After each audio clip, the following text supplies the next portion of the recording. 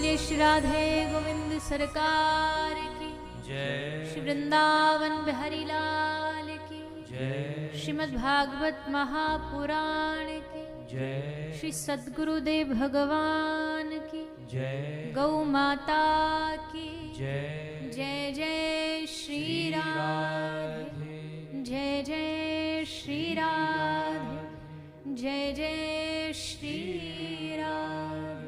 निताई गौर हरि बोल।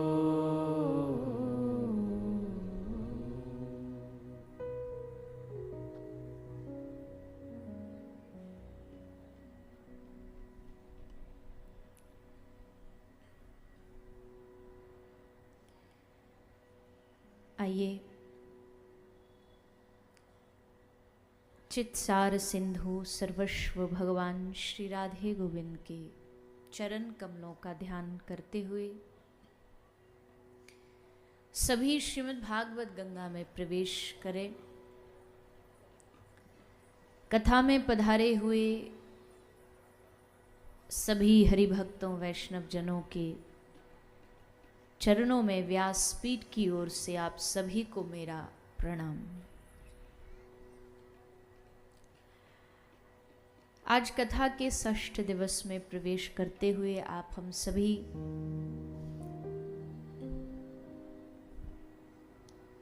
कार्तिक मास की बड़ी ही पवित्र सुंदर फल प्रदायनी एकादशी तिथि में श्रीमद् भागवत कथा का श्रवण पान कर रहे हैं।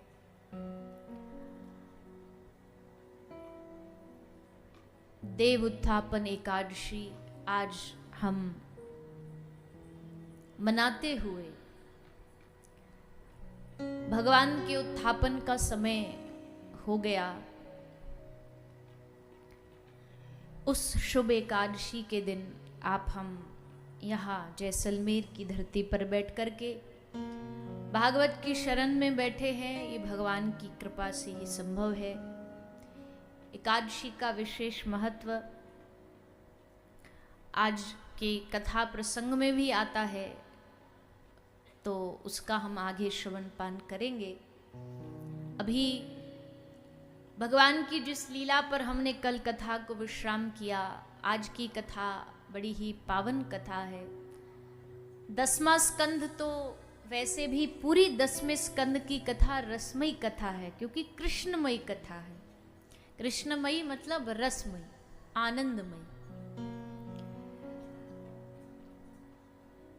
तो भैया कल की कथा सबने सुनी।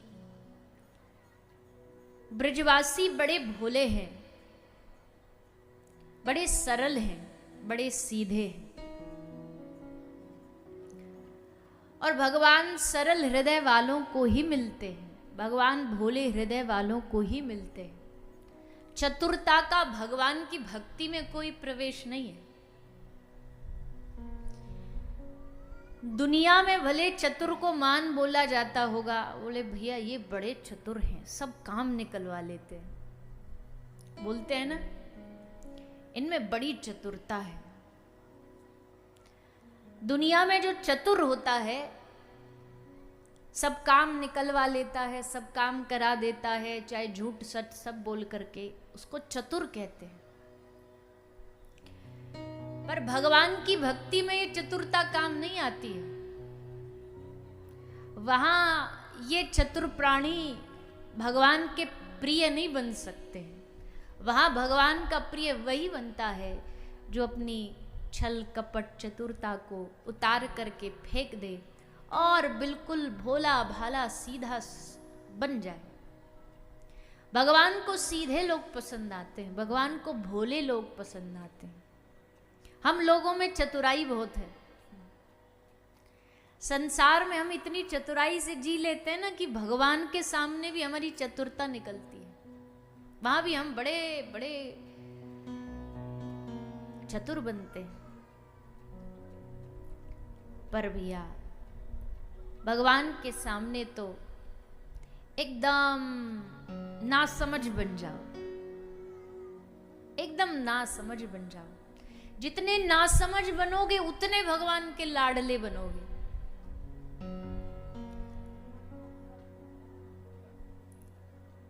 जब तक बालक कुछ जानता नहीं है, खाना पीना पहनना, तो सारा ध्यान उसका माँ रखती है। पर जब वो समझदार बन जाता है तब वो ध्यान रखना छोड़ देती है कि अब ये अपने आप संभालेगा। तो भगवान के सामने जिस दिन समझदार बन जाओगे तो भगवान कहेंगे तेरा जीवन तू ही संभाल। पर जब नासमझ बन करके भगवान को समर्पित हो जाओगे भरोसे के साथ, विश्वास के साथ, तब भगवान हमारे जीवन की नैया को अपने हाथ में पकड़ लेंगे। तो सरल बनिए भगवान के सामने, भोले बनिए भगवान के सामने, पागल बनिए भगवान के सामने। भगवान के सामने पागल बनने में भी बड़ा मजा है, इसलिए बड़े बड़े संतों ने अपने नाम के आगे पीछे ही पागल लगा दिया। बोले पागल कोई अपने आप को कहलवाना नहीं चाहता। कोई हमसे बोल दे अरे पागल, तो हमको कितना बुरा लगेगा, लड़ पड़े, माथा फोड़ दें उसका, हमको पागल बोला। पर ऐसे ब्रज में प्रसिद्ध प्रसिद्ध संत हुए जिनके जो इसी नाम से प्रसिद्ध हुए, इसी नाम से मशहूर हुए। पागल बाबा अपने पागलपन के लिए प्रसिद्ध हो गए, क्योंकि वो पागल संसार के लिए नहीं बने, वो पागल भगवान के लिए बने। इसलिए भैया समझदारी दुनिया में जितनी दिखानी दिखा लो, भगवान के सामने ज्यादा समझदारी चतुरता दिखानी नहीं चाहिए। ब्रजवासियों के सामने भगवान ने गिरिराज जी धारण कर लिए। अब वो चाहते तो वो समझदारी से इस बात को समझ सकते थे कि भैया ये तो सहस्त्र शीर्षा पुरखा, लेकिन ब्रजवासियों ने ये नहीं बोला कि सहस्त्र शीर्षापुर, तुम्हारे सहस्त्र बाहु हैं, तुम हजारों हाथ वाले हो, तभी तो तुमने गिरिराज जी को उंगली पर धारण कर लिया। ये नहीं बोला ब्रजवासियों ने। अपनी नासमझी से क्या बोला? अपनी नासमझी से बोला लाला तू थक गए होगो, तू ने सो जा, हम अपनी लाठी लगा के खड़े हो जाएंगे। अब ये चतुरता नहीं है ब्रजवासियों की, भोलापन है। अब ये भोलापन या तो वो जानबूझ करके कर रहे, क्यों? क्योंकि हमारे सामने कोई बच्चा इतना बड़ा पर्वत उठा ले तो बुद्धि में कहीं तो आएगा कि भैया ये कोई साधारण बालक तो नहीं है। पर ये समझदारी घुसने नहीं दी ब्रजवासियों ने अपने माथे में, अपनी बुद्धि में। बोले नहीं, ये तो कन्हैया ही है अपना, ये तो बालक ही है, ये तो लाला ही है।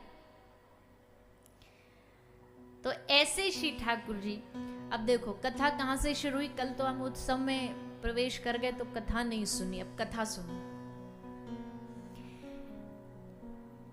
दिवाली के अगले दिन ठाकुर जी भगे भगे डोल रहे सबरे ब्रज में। आहा, देखा सब लोग अपने घरों को सजा रहे हैं, दिया जला रहे हैं, कोई रंगोली बना रहा है, कोई गोबर का चौका दे रही है गोपी, कोई केला के खंभाओं से दरवाजा सजा रहे हैं। बड़े सुंदर सुंदर घरों को लेपा जा रहा है। पहले तो यही सुंदरता होती थी घर की सुंदरता यही होती थी, भैया गोबर का चौका कर दो, बढ़िया दरवाजे पे रंगोली बना दो, सुस्वागतम लिख दो, बंदरवान लगा दो, केला के खम्भा लगा दो। कोई आर्टिफिशियल चीज तो होती नहीं थी। आजकल तो वो घर के दरवाजे की घंटी भी ऐसी होती है, कई जनों के घर में वो घंटी बजाओ तो कुत्ता भौंकता है, घंटी में कुत्ता भौंकता है। ऐसा आर्टिफिशियल जमाना आ गया। और पहले के समय में तो कोई भी उत्सव होता था तो घर को सजाते थे, गाय के गोबर से चौका लगाते, भैयाएं सुंदर आकृतियां बनाती। ठाकुर जी बोले दिवाली निकल गई, सबरे उत्सव निकल गए, मैया भी लगी पड़ी है चूल्हे पे बैठी बैठी, कोई पकवान बना रही, मिष्ठान बना रही, व्यंजन बना रही। तो भगे भगे गए, भगे भगे मैया ढोरे। बोले मैया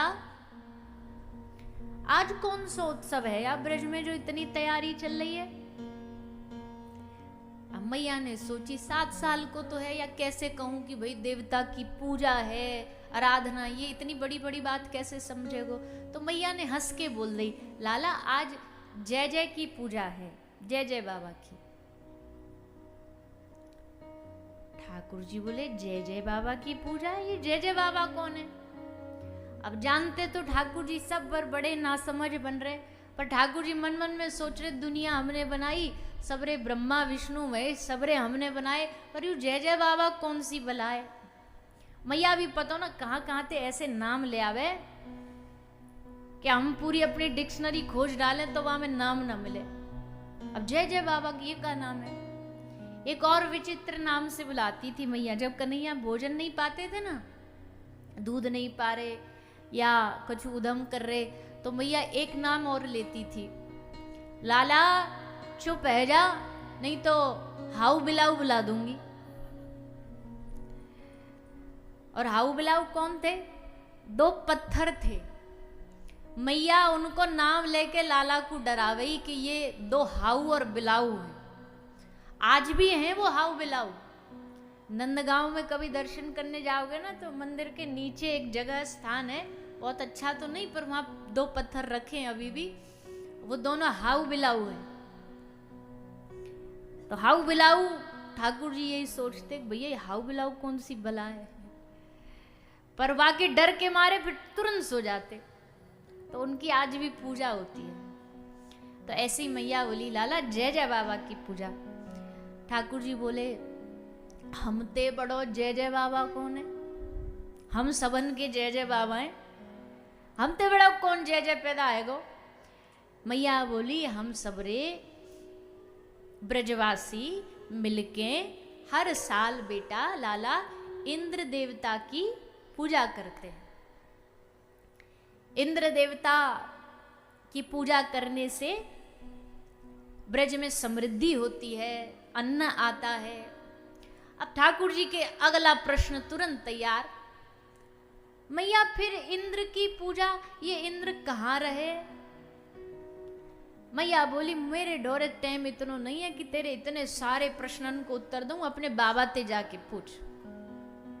तो ठाकुर जी बाबा डोरे गए, बाबा ते पूछी, बाबा ने बताई इंद्र की पूजा। क्यों कर रहे हो इंद्र की पूजा? देखो जी सीधी सादी सी बात है, कोई भी काम करो ना उसके पीछे का कारण भी पता होना चाहिए। क्यों कर रहे हैं हम? मन गढ़ंत कर रहे हैं कि पुरानी परंपरा चली आ रही है, उसका कोई सचमुच लाभ भी है, कोई कारण भी है। अब आजकल तो ऐसा जमाना आ गया कि कहीं कोई आदमी जाता जाता गलती से उसके हाथ से कोई कपड़ा उड़ करके किसी पेड़ पर लटक जाए ना, तो उसके पीछे आने वाले जितने लोग होंगे सब वहां समझेंगे कि ये मनौती का कपड़ा है, सबरे जा जाके वहां कपड़ा बांध देंगे। ऐसा जमाना है। भेड़ चाल चल देते, बिना कारण चल देते। मंदिरों में कई सारी ऐसी चीजें जो भेड़ चाल में चले जा रहे हैं, वो सब नहीं होना चाहिए। कारण समझना चाहिए। कहीं मंदिर भी जा रहे हो ना, हाथ जोड़ के मत वहां से भाग आया करो, पहले वहां की महिमा जानो। ये ठाकुर जी आए कैसे, प्रगटे कैसे, इसकी कथा जानो। ठाकुर जी का ये स्वरूप ऐसा ही क्यों है? सब ठाकुर अलग अलग रूप में हैं, तो इनका ये स्वरूप ऐसा क्यों है? बिहारी जी ऐसे क्यों हैं? कहां से प्रगटे, किसने प्रकट किए, इन सब की कथा जानो। राधा रमन लाल जी कैसे आए वृंदावन में, ये कथा जानोगे ना तब उनके प्रति और प्यार बढ़ेगा, प्रेम बढ़ेगा, महत्व जाना करो वहां का। तो बाबा ने पूछी क्यों, लाला ने पूछी बाबा क्यों करते हो इंद्र की पूजा? बाबा बोले बेटा इंद्र हमारा जीवन दाता है, अन्न दाता है, उसी से तो हमारा जीवन खान पान चलता है। हम तो किसान लोग हैं, उगाते हैं अनाज, उससे हमारा जीवन चलता, तो जीवन दाता हुआ हमारा।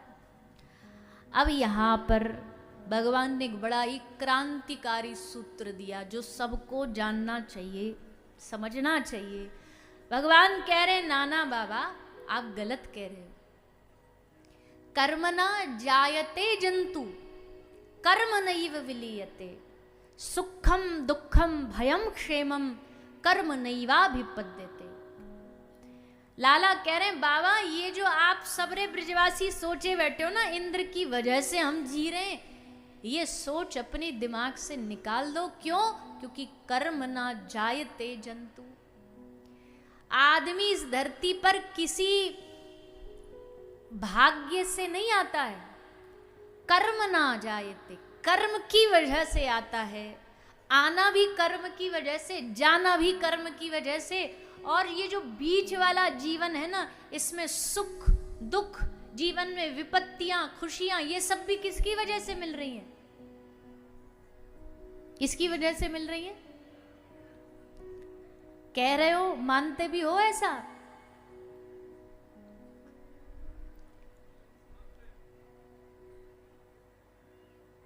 मानते हो तो फिर भटकाव क्यों करते हो? भटकते क्यों रहते हो? जीवन की दुख की परेशानियों का ये जीवन में जो समय चलता है, फिर क्यों जाते रहते हो? बोलो महाराज हमारा कुछ कर दो, हमारे भाग्य बदल दो, हमारी हाथ की रेखाएं बदल दो, हमारी किस्मत की लकीरें बदल दो। अरे भैया जो हमको मिल रहा है ये सब कुछ हमारे कर्मों की बदौलत मिल रहा है। इतना समझ गए ना तो जीवन जीने का आनंद ही अलग होगा। कहीं भी घबराहट नहीं होगी, कहीं भी परेशानी नहीं होगी। सबका अच्छा सुख दुख का इल्जाम भी किसी पे नहीं डालोगे। आजकल जरा दुख आता तो इल्जाम लगाना दूसरों पे बड़ा आसान है। उसने मेरे घर में कुछ करवा दिया, वो कर गया। मैं देख रहा था रात को, वो आया, उसने हल्दी रख दी मेरे दरवाजे के सामने, मिर्च रख दी, धनिया पाउडर रख दिया, नेक्सो सो नॉन नमक रख के चले गए। मैं क्या करूं? क्या है इसका मतलब? बोले इसका मतलब सीधा है, बेचारा बड़ा दयालु, सोचा तुम्हारे अगर नमक मिर्ची कमी होगी इसलिए तुमको दे गया, जाओ खाना बना लो। पर हम तो इसकी वजह से मेरे घर में कलह चल रहा है, इसके कारण इसने कुछ करवाया है हमारे घर में, बंधवा दिया हमारे घर को। कौन बंधवा सकता है तुम्हें? चलो मैं इतना भी शायद मान लूं कि जो भौतिकवादी है, जो संसारी है, उनके लिए ये कुछ होता भी होगा, टोना टोटका ऐरा गैरा जो भी होता है हमको तो पता नहीं। पर जो भगवान का है उसको दुनिया में कौन बांध सकता है? उसका दुनिया में कौन उसकी बुद्धि भ्रमित कर सकता है? उसकी बुद्धि उसके खुद के कारण नहीं बिगड़ेगी, उसके घर में सुख दुख उसी के कारण आएगा, किसी दूसरे के करने से नहीं। इसलिए याद रखो, जीवन में इन सब भटकावों से बचो। ये भटकना नहीं होना चाहिए। लोग इसको धर्म समझते हैं, ये धर्म नहीं है, ये अंधविश्वास है। हर चीज में डरा मत करो। आरती कर रहे हैं, आरती का दिया बुझ गया, राम राम राम राम, अनर्थ हो गया। अरे क्या अनर्थ हो गया? अब चलिए बुझ गया, दोबारा जला लो। माला कर रहे हैं, माला हाथ से छूट गई, अब क्या होगा? अरे दोबारा पकड़ लो, क्या हो जाएगा इसमें? नेक चप्पल पहन के घर से निकले, सामने से बिल्ली रास्ता काट दी, अरे राम राम राम राम, क्या हो गया? क्या कुछ नहीं हो गया। तुम जल्दी में थे, बिल्ली तुमसे ज्यादा जल्दी में थी, इसलिए तुमसे पहले निकल गई, ये हो गया। और क्या होगा? अरे थोड़ा ना ठाकुर जी पे भरोसा करके जिया करो। भगवान भरोसे वाले इन छोटी मोटी चीजों से डरते नहीं है। भगवान भरोसे वाले एकदम सीना तान के जीते हैं। ये तो छोटे मोटे टोटके, अरे दुनिया में पहाड़ भी गिर पड़े, ब्रजवासियों को पता अब प्रलय आने वाली है, बारिश धुआंधार ऐसी होगी कि अब बचना असंभव है, फिर भी वो कहीं कहीं हाथ दिखाते, कहीं परेशान होते नहीं घूमे। कन्हैया के डोरे आए, बोले कन्हैया तैने कही हमने करी, अब तू बचा। भरोसा होना चाहिए भैया भगवान पर।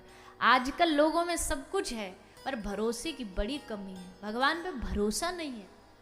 सब चीज पे भरोसा कर लेंगे, हमें वायु पे भरोसा, रात को सोते तो कोई ये सोच के सोता है कि सुबह हम मरे मिलेंगे? भरोसा है हम जिंदा रहेंगे। करोड़ों करोड़ों सहस्त्र करोड़ों दूर है सूर्य, फिर भी हमें भरोसा है हर रोज सूर्य की किरण आएगी। हमें भरोसा है कि वायु हर रोज चलेगी, ऑक्सीजन हर रोज हमें मिलेगा। जब इन सब चीजों पर भरोसा है तो फिर अपने नाथ पर, अपने प्रभु पर भरोसा क्यों नहीं है? विश्वास रखिए। बुरा भी कर रहा है ना तो उस पर भी विश्वास रखिए, क्योंकि कभी कभी कुम्हार मिट्टी की बनी हुई आकृति को इसलिए तोड़ता है ताकि जो आकृति खराब हो गई उसको तोड़ के और अच्छी बना सके। इसलिए भगवान ने सूत्र दिया कि भैया एक तो किसी से डरो मत, दूसरा किसी भी देवी देवता की स्वार्थ की भक्ति करो मत। इंद्र की पूजा क्यों करते थे ब्रजवासी? स्वार्थ से करते थे, भगवान ने उसको तुरंत काटा। आज से ये पूजा नहीं, आज से किसकी पूजा होगी? किसकी होगी? एकादशी आवाज नहीं निकल रही क्या? अच्छा, कौन कौन एकादशी व्रत है बताओ हाथ उठा के। वाह क्या बात है, आज ही रहे हो कि सारी एकादशी रहते हो? आज ही? चलो आज से शुरुआत हो गई, अब छोड़ना नहीं। एकादशी व्रत को छोड़ना नहीं चाहिए, त्यागना नहीं चाहिए। एकादशी व्रत सब व्रतों में सर्वोपरि माना गया है। कोई व्रत, हरि भक्ति विलास में लिखा है, कोई व्रत आप नहीं करोगे ना, और जितने भी व्रत होते हैं, कोई पूर्णिमा करता है, कोई कुछ करता है, कोई कुछ करता है, सोमवार मंगल सब अलग अलग व्रत, ये व्रत नहीं भी करोगे तो सम रहोगे, मतलब ना पाप ना पुण्य। पर एकादशी व्रत नहीं करोगे तो पाप लगता है, अपराध लगता है। एकादशी के दिन अन्न खाने में अपराध होता है, तो इसलिए एकादशी व्रत सबको रखना चाहिए। और किसी फल की इच्छा से एकादशी व्रत नहीं रखा जाता। और व्रतों में तो इच्छा होती है, एक होता है वर प्राप्ति, कई सोमवार व्रत वर प्राप्ति होता है ना, सोमवार कन्याएं करती है बढ़िया वर मिल जाए। कोई किसी का करता है पुत्र प्राप्ति के लिए करता है, कोई धन प्राप्ति के लिए करता है। एकादशी व्रत किसके लिए किया जाता है? हाँ, एकादशी व्रत किया जाता भगवत प्राप्ति, भगवान मिल जाए इसलिए किया जाता है। तो इस व्रत में कोई स्वार्थ नहीं है, केवल भगवान के प्यारे बनने के लिए व्रत रखा जाता है। और व्रत का उद्देश्य भी कोई ये ज्यादा नहीं है, जो लोग बड़े बड़े लेक्चर देते रहते हैं, बोले भूखे रहने से थोड़ी भगवान मिलता है, और फलाना ढिमका पता नहीं कहाँ कहाँ से ज्ञान लाते रहते। हमको भी पता भूखे रहने से भगवान नहीं मिलता, पर हमको ये पता है न थोड़ा सा कम खाने से न आलस कम आता है। जिस दिन अन्न नहीं खाओगे ना, उस दिन रात को नींद बड़ी मुश्किल से आएगी। देख लेना एकादशी को, बड़ी मुश्किल से नींद आती है उस दिन। और नींद नहीं आती इसीलिए अन्न नहीं खाया जा रहा, कम खाया जा रहा है कि नींद नहीं आएगी तो बढ़िया है ना, जितना कम नींद आएगी उतना भगवान का भजन कर लो, रात्रि जागरण कर लो, कीर्तन कर लो, एकादशी पे नाम जाप कर लो। इसीलिए थोड़ा सा कम खाओ। बाकी व्रत जो लोग बिल्कुल ही भैया हम तो रह नहीं सकते, तो व्रत का जो सामान आता है, व्रत का जो बनता है वो खा लो। जो एकदम निर्जल रहते हैं, बहुत सारे लोग फल पे रहते हैं, दूध पे, वो रख सकते, वो रख लो। पर अगर किसी को नहीं, शरीर में परेशानी, रोग भी है भैया, गोली भी लेनी है, ये तो फिर खाने के लिए भी तो एकादशी में आजकल कम माल थोड़ी बनता है, सब बढ़िया बढ़िया चकाचक खाते हैं। तो जिनके, हाँ जिनका शरीर बढ़िया हो तो कोशिश करें, पर जिनको परेशानी हो खा भी सकते। तो नंद बाबा एकादशी व्रत रहते थे। अभी कथा तो बाद की है, पर अब आ गई जुबान पे। तो नंद बाबा एकादशी व्रत रहते थे। अब आप पूछोगे, बोले भगवत प्राप्ति के लिए अगर एकादशी व्रत रखा जाता तो नंद बाबा को तो भगवान मिल गए थे, फिर भी रख रहे हैं व्रत। बोले भगवान मिलने के बाद थोड़ी भगवान की भक्ति छोड़ दी जाती है। व्रत, नियम, जाप, कीर्तन, ये थोड़ी भगवान मिलने के बाद छुट्टी थोड़ी हो गई कि अब भगवान मिल गए अब छोड़ो। अरे भैया, आदमी भजन केवल भगवान को पाने के लिए नहीं करता, अपने आत्म सुख के लिए करता है। भजन से मन का सुख मिलता है, मन का आनंद मिलता है। इसलिए नंद बाबा को भगवान भी मिल गए, फिर भी बाबा व्रत रख रहे। तो इसलिए एकादशी व्रत बड़ा सुंदर व्रत माना गया, सबको रखना चाहिए। जिन लोगों ने रखा है, आज ही आज रखा, प्रार्थना करिए भागवत जी से, यही व्रत, यही नियम लीजिए। कोशिश करेंगे, महीना में 2 ही एकादशी पड़ती हैं, तो कोई बड़ी बात नहीं है। 2 महीना में 2 दिन अगर थोड़ा कम खा लोगे तो एक पेट की मशीन को भी आराम मिल जाएगा। नहीं तो 24 घंटे पर चलती रहती है चरखी की तरह, इसको आराम ही नहीं, रेस्ट ही नहीं। और आजकल तो वो पता नहीं कौन कौन सी फास्टिंग भी आ गई है मॉडर्न ज़माने में, इंटरमीडिएट फास्टिंग, और कई फास्टिंग्स होती हैं ऐसी। डॉक्टर कहते हैं कि महीना में 1 दिन आपको ऐसे ऐसे फल खाना है। तो जब उनकी बात मान लो तो हमारी भी मान लो नेक्स्ट सी, थोड़ी सी हमारी भी मान लो कि भैया आज 2 दिन महीना में थोड़ा सा व्रत रखो, ठाकुर जी का नाम जाप करो, कीर्तन करो, ताकि भगवान की कृपा मिले। तो भगवान ने कहा कि गिरिराज जी की पूजा होनी चाहिए। सब लोग राजी हो गए, गिरिराज जी की पूजा हो गई। कल आपने आनंद लिया, भगवान को 56 भोग लगाए गए, खूब आनंद बरसा। लेकिन उसके बाद क्या हुआ? इंद्र देवता तक सूचना पहुंची, इंद्र क्रोधित हुआ। अब किसी की भैया वर्षों से चली आ रही गद्दी छिन जाए तो एकदम बुद्धि तो बौखलाएगी। उसकी पूजा होती आ रही थी वर्षों से और अचानक छोड़ दी गई, श्री गिरिराज जी की पूजा शुरू कर दी गई। अब तो महाराज इंद्र बावरा हो गया। इंद्र ने, मेघों का राजा तो है ही, मेघों को आदेश दिया ब्रज में वर्षा करो। प्रलयकारी मेघ बरसने लगे, और जब प्रलयकारी मेघ बरसे तो ठाकुर जी आए, गिरिराज जी को प्रणाम किया, सब ब्रजवासियों को बुलाया, और छोटे से नन्हे से 7 वर्ष के लाल जी ने 7 कोस लंबे श्री गिरिराज जी को अपनी तर्जनी उंगली पर धारण कर लिया। बोलिए श्री गिरिराज धरन की जय। श्री गिरिराज जी को धारण करके ठाकुर जी खड़े हो गए। अब यहाँ पे भी बहुत सुंदर सुंदर भाव बताए गए हैं। एक भाव ये कहता है कि भैया एक बात बताओ, या कन्हैया ने ब्रज में जितने भी राक्षस मारे, ये सब उल्टे हाथ, मतलब वाम हाथ जो होता है, वाम भाग जो होता है, इसी से क्यों मारे? गिरिराज जी भी वाम हस्त से ही क्यों उठाए? क्या कारण है इसका? तो बोले सुनिए, वाम कर ही ते पूतना के प्राण सोखे। वाम हाथ से ही भगवान ने पूतना के प्राण खींचे। वाम कर ही ते तृणावृत मार्यो है, वाम कर ही ते केशी के दशन झारे, भूपदल जीतवे को वाम कर बल है। दाहिने हाथ गिरिराज क्यों ना धर्यो नाथ? हे नाथ, आपने दाहिने हाथ से गिरिराज जी क्यों नहीं उठाए? दाहिने हाथ गिरिराज क्यों ना धर्यो नाथ?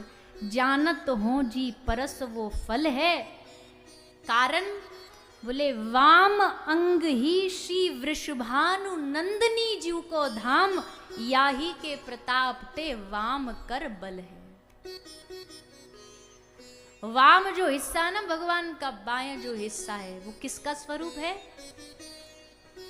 वृषभानु नंदिनी जी का, किशोरी जी का।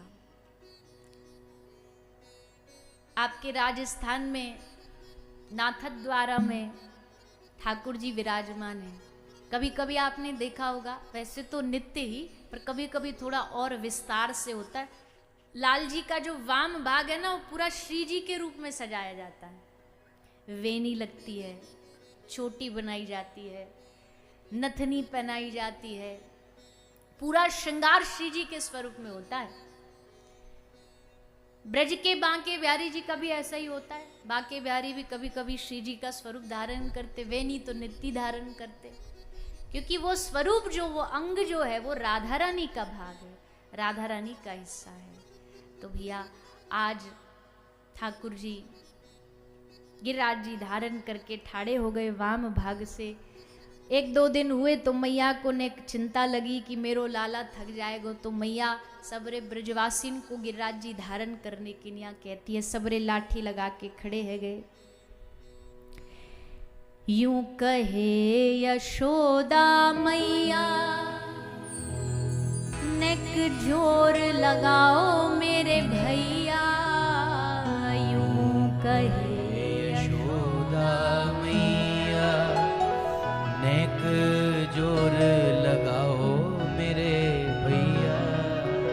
यूं कहे यशोदा मैया, नेक जोर लगाओ मेरे भैया। यूं कहे यशोदा मैया, नेक जोर लगाओ मेरे भैया। कैसे झेले इतनो भार, कन्हैया मेरो बारो। कैसे झेले इतनो भार, कन्हैया मेरो बारो। नख पे गिरवर लीनो धार, कन्हैया मेरो बार। हाँ नख पे गिरवर लीनो धार, कन्हैया मेरो। ब्रजवासी ठाड़े है गए। यूं कहे पूछरी वारो, लठिया को दियो सहारो। यूं कहे पूछरी गाओ सब। वारो, लठिया को देओ सहारो। ओ यूं कहे पूछरी वारो, लठिया को दियो सहारो। यूं कहे पूछरी वारो, लठिया को दियो सहारो। रे मन भजले कृष्ण मुरार, कन्हैया मेरो बार।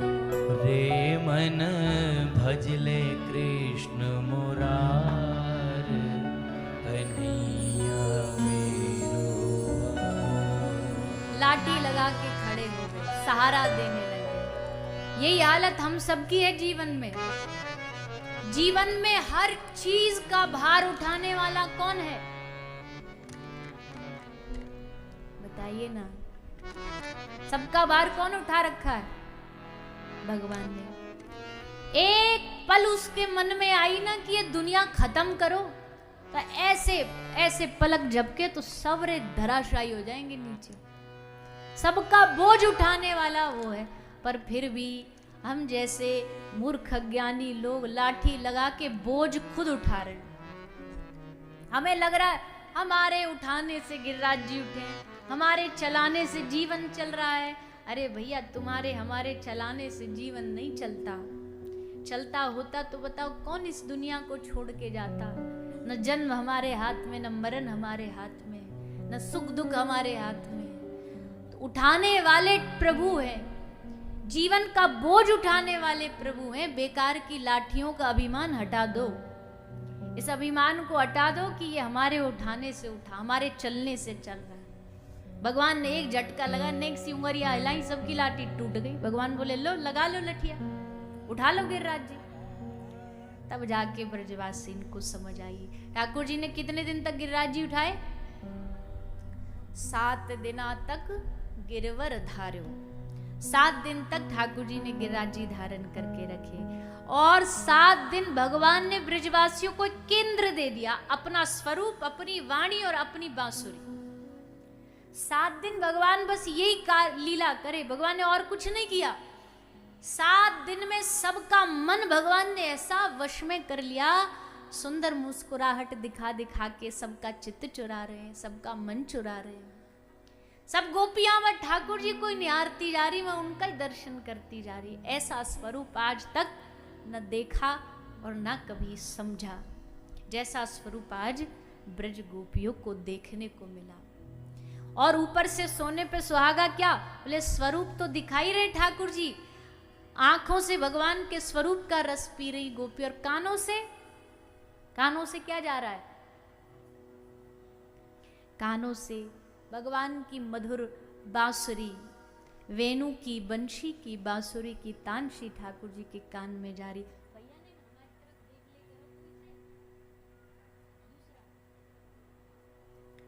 ठाकुर जी की सुंदर वेणु की तान कान में जा रही है, और सब ब्रज गोपियां उस सुंदर मधुर ठाकुर जी की तान को अपने कर्णों के द्वारा रसपान करती हुई बड़ी आनंदित हो रही है। एक गोपी का भाव गाती है गोपी ठाकुर जी की मधुर वेणु को लेकर के। आइए आप हम सभी भाव से गाते हुए ठाकुर जी के वेणु नाद का आनंद लेते हुए सब गाएंगे। एक गोपी मारवाड़ की कोई गोपी है, वो अपना भाव ठाकुर जी को कह रही है, प्रभु दुनिया में इन कानों ने बहुत सारा संगीत सुना, लोग सुने, लोक वाद्य सुने, पर अब इन कानों की तृप्ति तभी होगी प्रभु जब ये कान आपकी सुंदर मधुर बंशी का नाद सुनेंगे। जब ठाकुर जी की बांसुरी बजती है ना, तो भगवान शंकर अपना डमरू बजाना भूल जाते हैं, रंभा नाचना भूल जाती है, अदाकारी भूल जाती है। ऐसी सुंदर ठाकुर जी बांसुरी अपनी ब्रज के लोगों को, ब्रजवासियों को सुना रहे हैं। भगवान ने यहां भी इस बात को छुपा लिया कि ये कोई साधारण बच्चा नहीं है। ब्रजवासियों के मन में भी आता तो दबा देते इस भाव को, ना ना ना ना, ये थोड़ी ना भगवान है सके। तो भैया ठाकुर जी ने, कन्हैया ने एक आध बार सोची भी जीवन में कि मैं अपने ग्वाल बालन को तो बता ही दूं कि मैं भगवान हूं।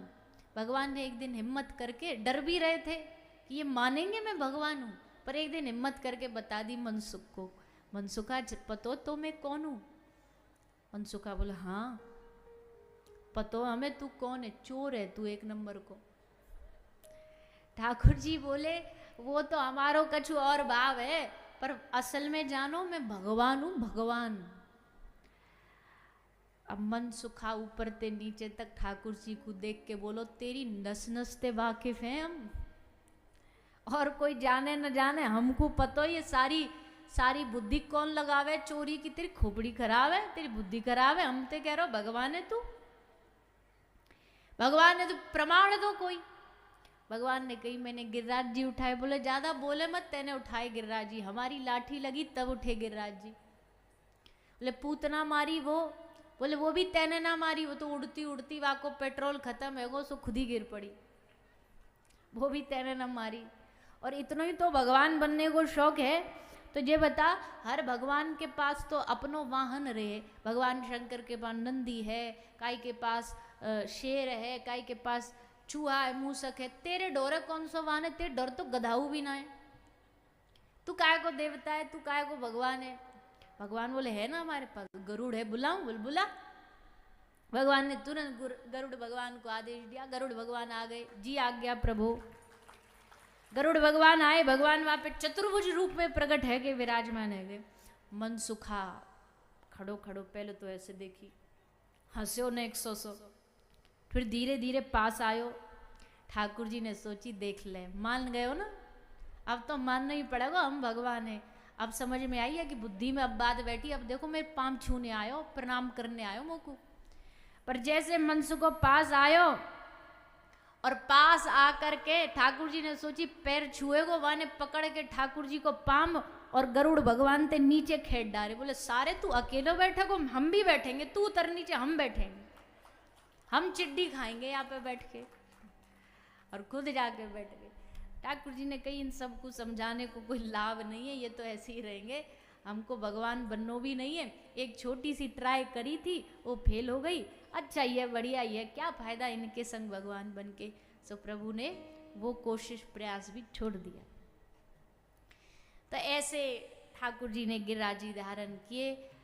अंत में 7 दिन बीतने के बाद श्री इंद्र देवता सुरभि गाय के साथ आए। गौ माता ने भगवान का नामकरण किया, गोविंद नाम रखा गया। इस प्रकार गिरिराज जी की कथा आई। फिर आगे कई सारे दैत्यों के उद्धार की कथा आती है, पर वो सब प्रणाम करते हुए हम आगे बढ़ते हैं। भगवान के अब एक और सुंदर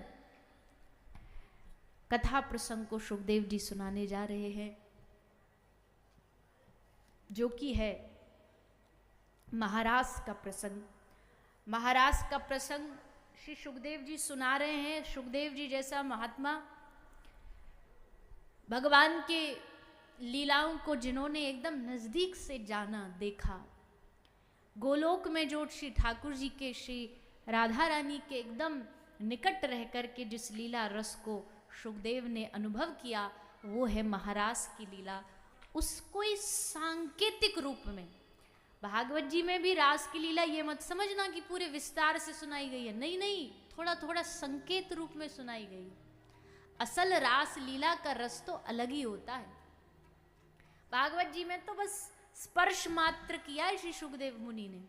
रास पंचाध्याय पर कितने सारे बड़े बड़े शास्त्र लिखे गए हैं, टीकाएं लिखी गई हैं, उस रस को समझाया गया है।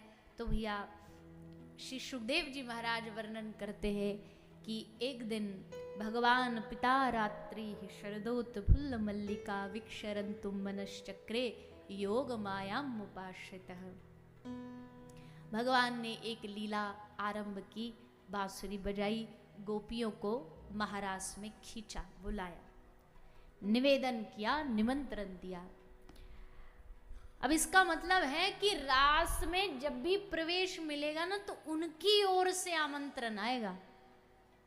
वहां से जब एंट्री कराई जाएगी तब प्रवेश होगा। तो बोले फिर कोई प्रयास नहीं करना चाहिए? बोले करना चाहिए। जैसे गोपियों ने हर जन्म में प्रयास किया। ये गोपियां कोई एक जन्म की भक्त थोड़ी है ठाकुर जी की, एक जन्म की प्रेमी थोड़ी है, जन्मों जन्मों की प्रेमी। किसी जन्म में साधु बनी, किसी जन्म में महात्मा बनी, और अब जाकर के द्वापर में कृष्ण की परम प्रिया गोपियां बनी। गोपी भक्ति का सबसे श्रेष्ठ नाम है, श्रेष्ठ नाम है गोपी। क्यों श्रेष्ठ है गोपी? उनसे ज्यादा तो कठोर तब तो ऋषि महात्मा करते, साधु संत गुफाओं में जाके करते। बोले भैया गोपी का भाव इसलिए श्रेष्ठ माना गया है। गोपियों ने अपना कर्म नहीं छोड़ा। गोपी अपना कर्म लगातार निभाती रही, परिवार की सेवा लगातार करती रही, घर का ध्यान लगातार करती रही, घर का काम गोपी ने नहीं छोड़ा। पर गोपी ने हम सबको इतना बड़ा पाठ पढ़ाया है कि भैया घर का काम करो, मकान में रहो, भवन में रहो कि वन में रहो, दुकान में रहो कि दुकान से बाहर बाजार में रहो, कहीं रहो। पर तुलसीदास जी की एक बड़ी सुंदर पंक्ति लगती है हमको, तुलसी हरि को यूं भजिए जो नागरी को मन गागरी में। तुलसीदास जी ने भजन की पद्धति बताई है। सुनो सब गृहस्थी लोग, सब यहां जितने बैठे सब गृहस्थ वाले ही बैठे। सबके घर में परिवार में बीवी है, बच्चे हैं, कमाई की चिंता है। माला करने बैठो तो चिंटू भगा भगा आता, पापा पापा पापा। कहीं भजन में मन लगाने बैठो तो खबर आती है, सास चिल्लाती है, अरे चूल्हा पे दूध रखा है, उबल रहा है, उठाओ उसको। बच्चों के स्कूल जाने का समय हो गया, तुमको भजन की पड़ी है, माला की पड़ी है। दिन रात चारों तरफ जिम्मेदारियां, कर्तव्य, कहाँ भजन करें? गोपी ने कहा लो हम सिखाते तुमको। तुलसी हरि को यो भजिए जो नागरी को मन गागरी में। एक मैया जब उधर कुआं से पानी लेके जाती है ना, आपके राजस्थान में तो खूब होता था, कहती माताएं मटका, मटके पे मटका, मटके पे मटका, घड़ा एक यहाँ सब लेके चलती। और पहले जब मैया पानी भरने जाती थी तो अकेली नहीं जाती, समूह में जाती थी, इकट्ठी, मोहल्ले की इकट्ठी होके, सहेलियां इकट्ठी होके सब जाती थी, पूरे रास्ते बात करती थी।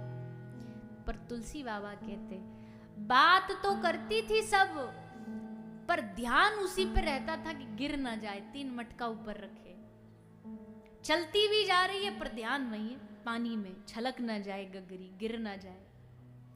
तो तुलसी हरि को यूं भजिए, जो नागरी को मन गागरी में। कर कुछ भी रहे हो, अरे भाई मन पर किसने कंट्रोल कर रखा है? इस दुनिया में कोई तुम्हारे शरीर पर कंट्रोल कर सकता, माना, शरीर की जिम्मेदारियां हो सकती है, माना, मन को कौन रोक सकता है? भोजन बना रहे हो, भोजन बनाते बनाते सोचो आज लाल जी, आज हमारी श्री जी इस भोजन को पाएंगी तो उनको बढ़िया लगेगा, कैसे खिलाएंगे, क्या खिलाएंगे, बस भोजन बनाना ही भक्ति बन जाएगा। झाड़ू लगा रहे हो, सोचो ठाकुर जी का घर है, ठाकुर जी प्रवेश करेंगे, गंदा देखेंगे तो कैसा लगेगा उनको, उनके आने से पहले तुरंत साफ करो, झाड़ू लगाना भजन बन जाएगा। कुछ भी करो, सब काम में भगवान को जोड़ दो, वही भजन बन जाएगा। गोपी ने यही सिखाया है। ऐसा जो जीवन जिएगा ना, पूर्ण भगवान से जुड़ा हुआ, निमंत्रण उसके लिए भगवान की ओर से आएगा।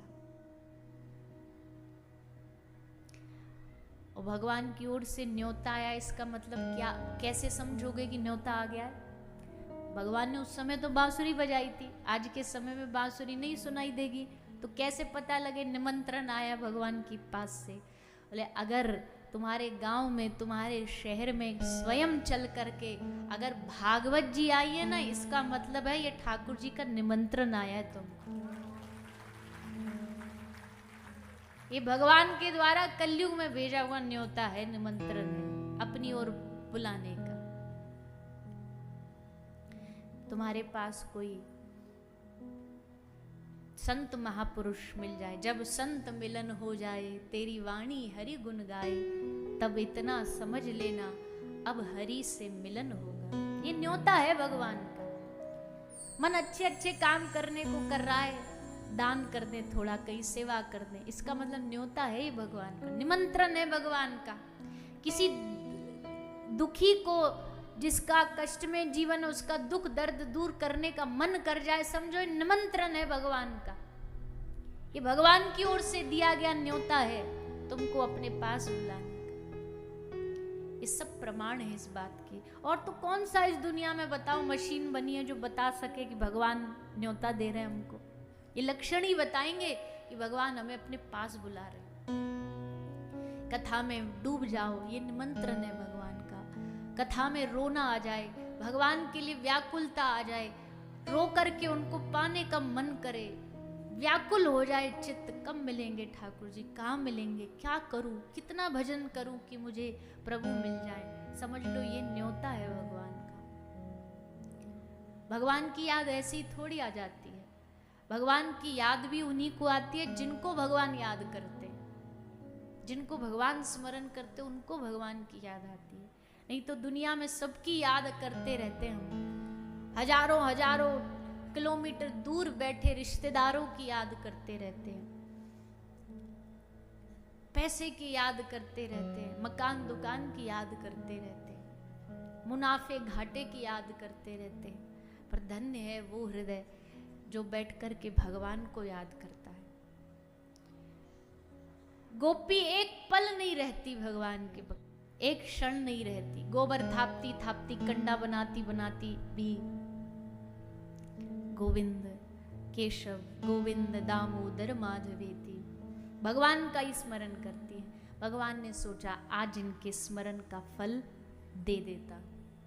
बस कदम पर खड़े होकर के ठाकुर जी ने बजाई बांसुरी, और जैसे बांसुरी बज उठी वृंदावन में, वृंदावन का रोम रोम नाचने लगा, वृंदावन का पत्ता पत्ता नृत्य करने लगा।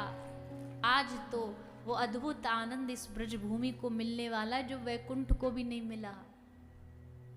श्री गोपाल भट्ट गोस्वामी के पिता श्री वेंकट भट्ट लिखते हैं, वेंकट भट्ट ने लिखा है कि साक्षात नारायण भी अगर चाहे ना महारास करना तो उनके पास भी सामर्थ्य नहीं है, नारायण भी रास नहीं कर सकते, उनमें भी ये ताकत नहीं। ये रास की अनुभूति, ब्रज का माधुर्य पूर्ण जो कृष्ण वही करा सकता और कोई नहीं। लक्ष्मी जी को प्रवेश नहीं है महारास में, और तो आप किसकी बात करते हो? यहां तो केवल केवल प्रेम में डूबे हुए प्रेमियों का प्रवेश। सारी गोपियों के कान में बांसुरी की ध्वनि गई। बस फिर क्या था, सब उठ दौड़ पड़ी श्री ठाकुर जी के पास, सब भागी भागी आई, दौड़ी दौड़ी आई, श्री कृष्ण के सामने आकर के उपस्थित हो गई। भगवान ने सबकी परीक्षा ली, 2-4 बात कही, गोपी परीक्षा में पास हो गई। न्योता तो देते हैं ठाकुर जी, पर न्योता आने के बाद भी फिर भी ठोक ठोक के देखते हैं घड़ा कच्चा तो नहीं है, अभी कहीं बिखर तो नहीं जाएगा। उसमें जो पास हो गया तो फिर तो महाराज पार है। गोपी परीक्षा में पास हुई, भगवान के साथ विहार करने लग गई। पर सुखदेव जी कहते हैं राजा परीक्षित को कि हे राजन, अब वो घड़ी आई जब गोपियों के हृदय में भगवान ने अभिमान, ये कह सकते, प्रकट किया। गोपी अभिमानी नहीं हो सकती, शायद भगवान ने प्रकट किया क्योंकि गोपी के अभिमान प्रकट होगा तो भगवान अंतर्ध्यान होंगे, भगवान अंतर्ध्यान होंगे तो गोपी के कंठ से गोपी गीत प्रकट होगा। उस गोपी गीत के रस को चखाने के लिए लीला भगवान ने करी कि गोपियों के हृदय में अभिमान पैदा हो गया। अभिमान की गंध आते ही भगवान उस स्थान को छोड़ देते कि अब यह जगह मेरे लायक नहीं बची, अब यहाँ अभिमान की गंध आ रही, बदबू आ रही है। ठाकुर जी छोड़ करके ब्रज गोपियों को अंतर्ध्यान हो गए। गोपियों का समूह की समूह इकट्ठा होके श्री श्याम सुंदर को ढूंढना, खोजना, पुकारना आरंभ करता है। गोपियां पुकारना शुरू करती हैं। एक तो वृंदावन, पूरा वन, एकदम घनिष्ठ वन, वृक्षों से, पुष्पों से पल्लवित सुगंधित वृंदावन, घना वृंदावन, आधी रात, अर्धरात्रि, घनघोर अंधेरा, बस चांदनी का हल्का सा प्रकाश, यमुना का तट, यमुना का पुलिन, सब चीज प्रियतम के मिलन का संकेत दे रही हो। और उस समय प्रियतम चला जाए तो इस लीला को भला गोपी कैसे सहन कर पाती। सारी गोपियां श्री कृष्ण के पुकारते हुए श्री वृंदावन की बीथियों में घूमने लगी, कृष्ण को पुकारती हुई, कृष्ण को बुलाती हुई, वृक्षों लताओं से गले मिल मिल कर रोती हुई, भगवान से निवेदन करती हुई, हे सहस्त्र बाहो क्वासी क्वासी महाभुजा, हमारे पास तो इतने लंबे हाथ भी नहीं कि तुम तक पहुंच सके, पर तुम्हारे पास तो महाभुज हो आप चाहो तो हमें आकर के आलिंगन कर सकते हो। हे नाथ, अगर आज आप नहीं आए तो प्राण छूटने में हम गोपियों को जरा भी देर नहीं लगेगी। आपके कारण प्राण जाए ऐसा तो शायद आप भी कभी न चाहते हो, इसलिए हम गोपियों को दर्शन दे करके कृतार्थ करिए। खूब पुकारा, खूब भाव व्यक्त किए। जब प्रभु नहीं आए तो अंत में सब गोपी एक जगह इकट्ठी होकर के उच्च स्वर में, श्रेष्ठ भाव में, व्याकुलता के भाव में गोपी गीत का पाठ करते हुए श्री ठाकुर जी को पुकारती है। एक एक श्लोक गोपी गीत का भगवान को पुकारने का रहस्य बताता है, कैसे पुकारना चाहिए भगवान को, क्या भाव रखना चाहिए भगवान का।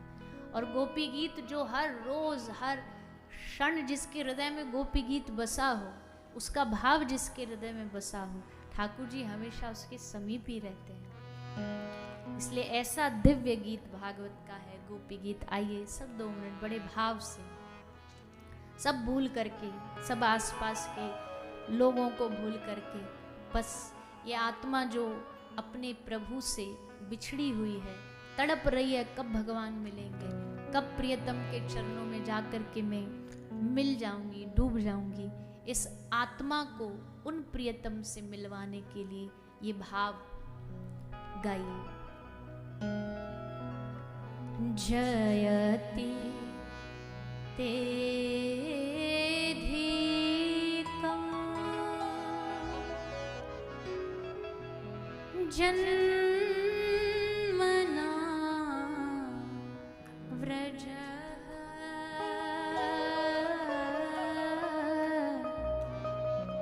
शयत इंदिरा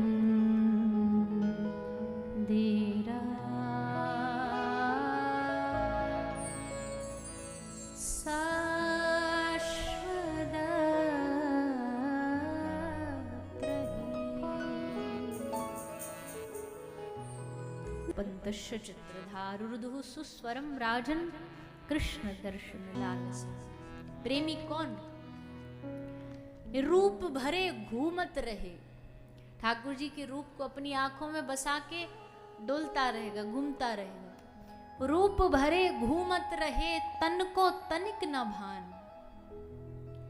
तन का कोई होश नहीं रहता, कहीं गिर जाएगा, कहीं पड़ जाएगा, कहीं उठ जाएगा, कहीं रोएगा, कहीं हंसेगा। रूप भरे घूमत रहे, तन को तनिक न भान।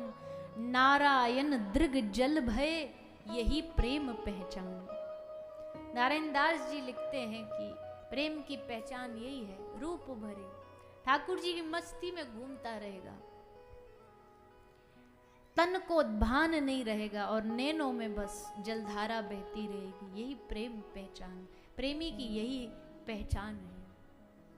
आज गोपी रुर्दुहु सुस्वरम राजन कृष्ण दर्शन लालसा। पूरा वृंदावन आज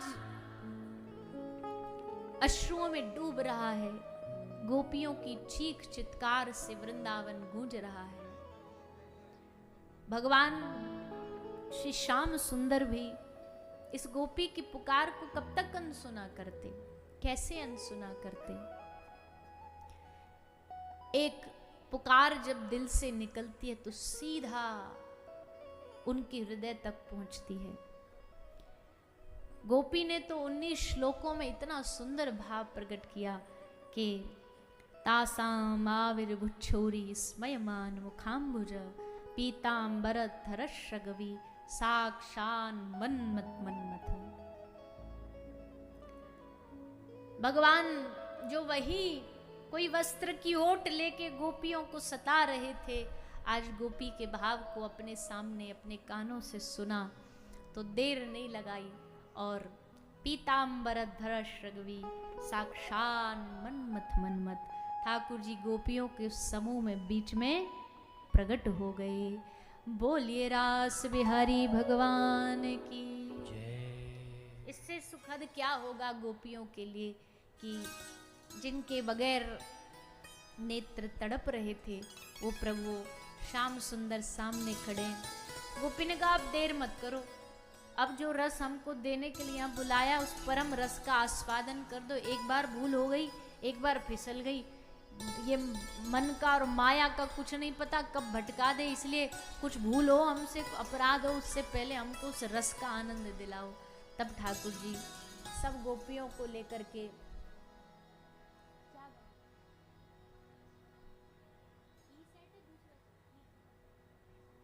तो सब गोपियां उस रस में आनंद लेते हुए, डुबकी लेते हुए रास का आनंद ले रही है। आइए गोपी बनकर शंकर आए, गोपेश्वर कहलाए और डम डम डमरू बाजे, कान्हा की मुरली पे सब जग नाचे रे। ऐसा अद्भुत रास हुआ न कोई सोच सकता है, न उस विषय पर। ऐसा भगवान ने वृंदावन की इस भूमि पर रस बरसाया। गोपियों ने उसमें स्नान किया, जीवन धन्य हुआ। उस रस की प्राप्ति हुई। आगे भी श्री सुखदेव जी महाराज राजा परीक्षित को, क्योंकि राजा को भी थोड़ी सी शंका हो गई थी कि भाई ये काम की लीला तो नहीं, भगवान ने कहा ना ना, काम की लीला नहीं है, ये प्रेम की लीला है।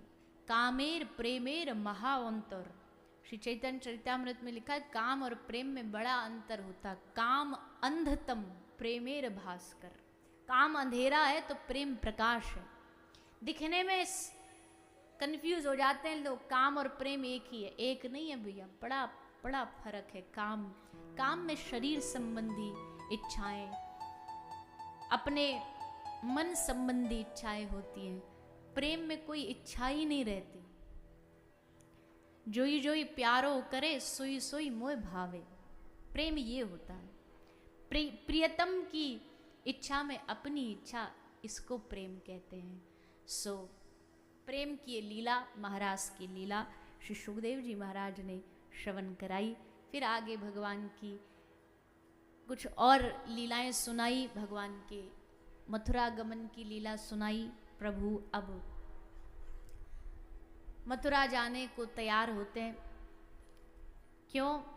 भगवान को पता है अभी दैत्यों का उद्धार थोड़ा बाकी है। जिस काम के लिए आए थे वो एक साइड, जो भगवान का काम था, मूल तो नहीं था पर साइड में करने तो आए थे कि भाई दैत्यों का, पापियों का भी नाश करे ताकि पृथ्वी का बोझ कम हो पाप से।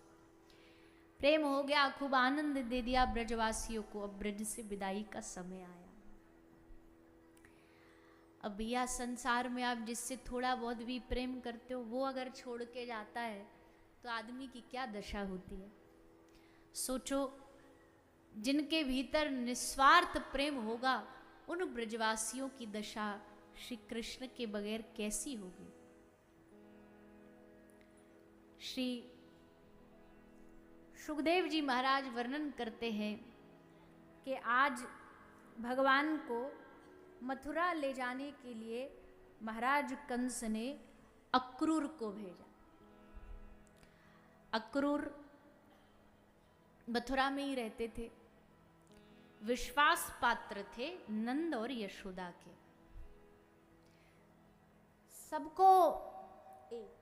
सबको पता है, कंस को विशेष पता है कि अगर कृष्ण को मुझे यहाँ मथुरा बुलाना है तो किसी विशेष विश्वास पात्र व्यक्ति को भेजना पड़ेगा जो ब्रज जाकर के कन्हैया को लेकर के आ सके।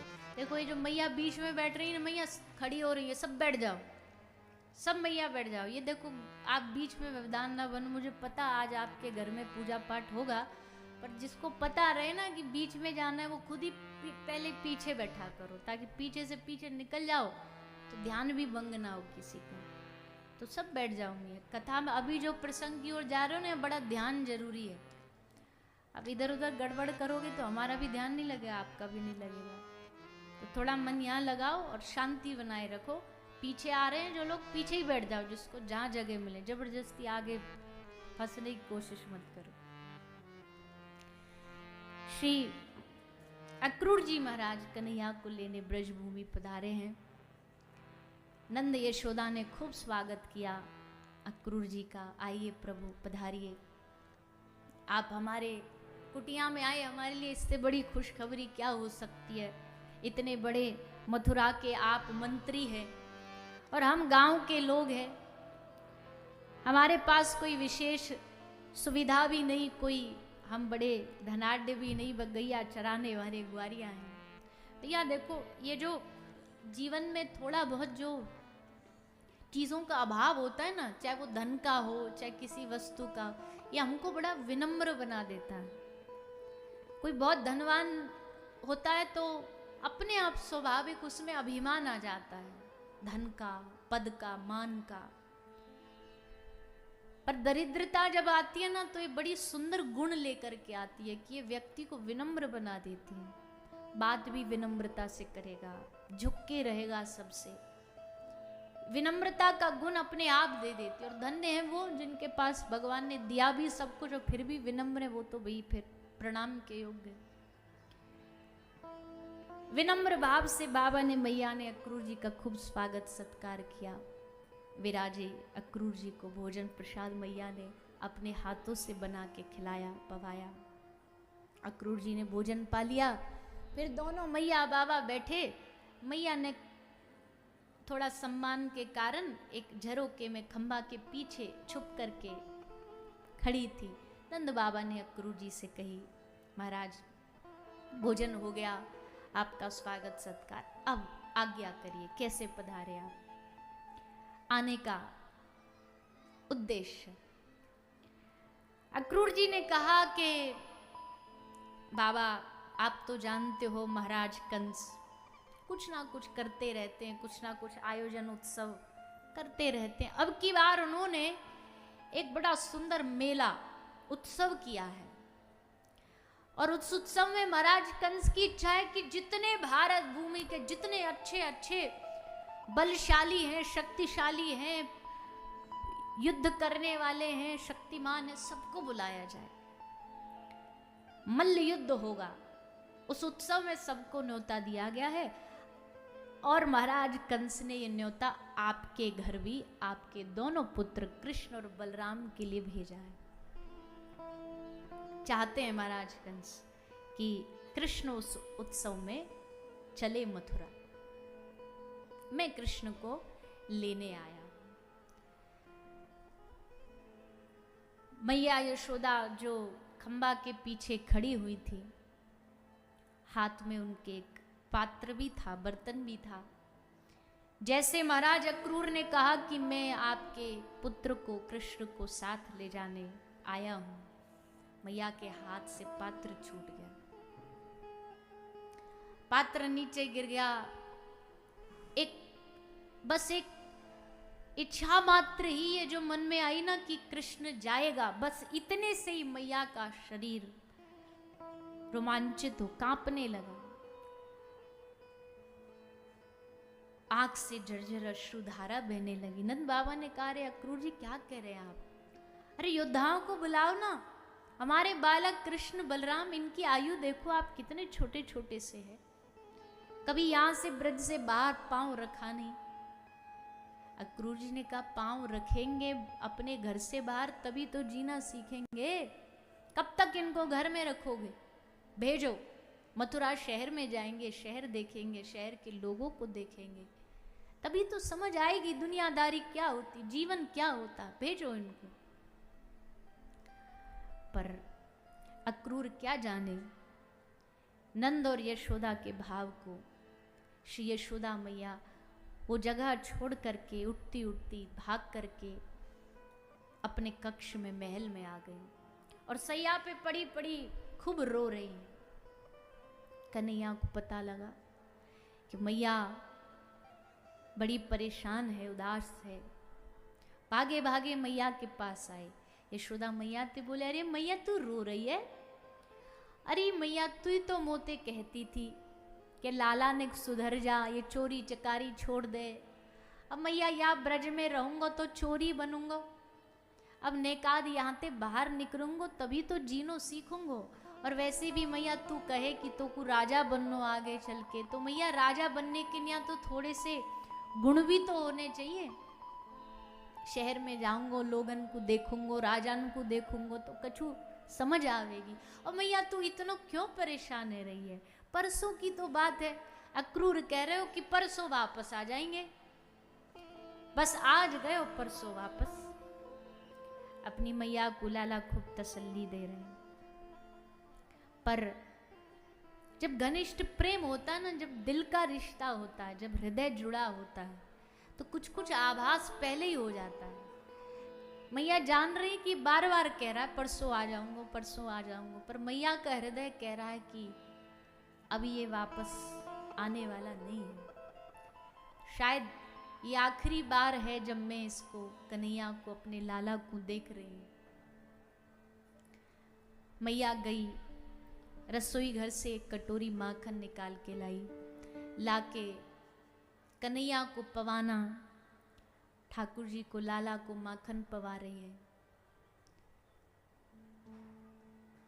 मानो मन दिल कह रहा यशोदा का कि यशोदा ये आखिरी बार है, अपने लाला को जितना माखन खिला सकती है खिला ले, उसके बाद क्या पता।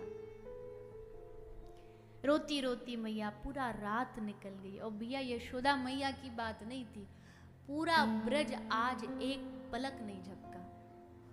पूरे ब्रज के लोग एक पलक ना झपक पाए। पूरी रात नंद यशोदा के घर के बाहर अंबार लग गया लोगों का, गोपियों का, ग्वालों का। अरे और तो छोड़ो, छोटी छोटी गैया के बछड़ा, गौ माता सब नंद महल के बाहर खड़े होकर के पूरी रात रोते रहे कि कैसे कुछ भी हो जाए हम ना जान देंगे अपने लाला को, ऐसे कैसे चला जाएगा हमको छोड़ के। अरे हमने प्रेम किया, हमसे यारी करी। पूरी रात सब हाथ जोड़ के मांग रहे हैं चंद्रमा सूर्य देवता से, हे सूर्य देवता तुम सुबह उदय मत होना, क्योंकि तुम उदय होगे तो हमारे जीवन का सूर्य अस्त हो जाएगा, हमारा लाला छोड़ के चला जाए, कुछ भी हो जाए। पूरी रात ऐसे ही रुदन में बीत गई। सुबह हुई, सूर्योदय हुआ, होनी को कौन टाल सकता है।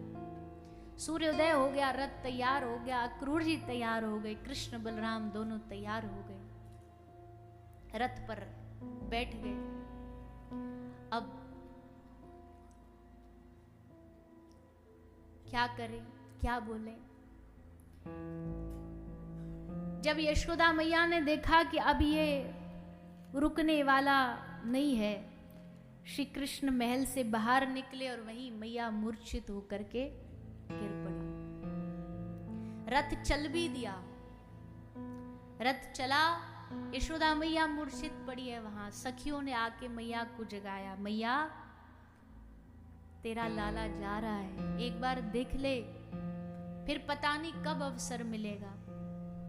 जैसे मैया ने सुना, मैया भागी, दौड़ी मैया,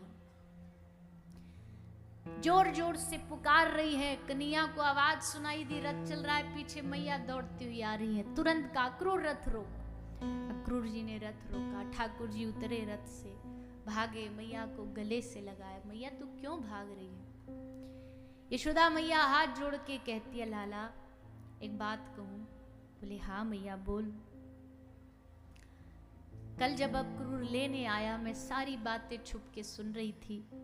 अक्रूर ने सब बात कही, मैं सुनती रही, पर एक बात कही जिसने मेरा हृदय एकदम चीर दिया। ये अक्रूर बोला कि तू मेरा लाला नहीं है, तू देवकी का लाला है। तेरी माँ मैं नहीं हूं, तेरी मैया देवकी है, तूने देवकी के गर्भ से जन्म लिया है।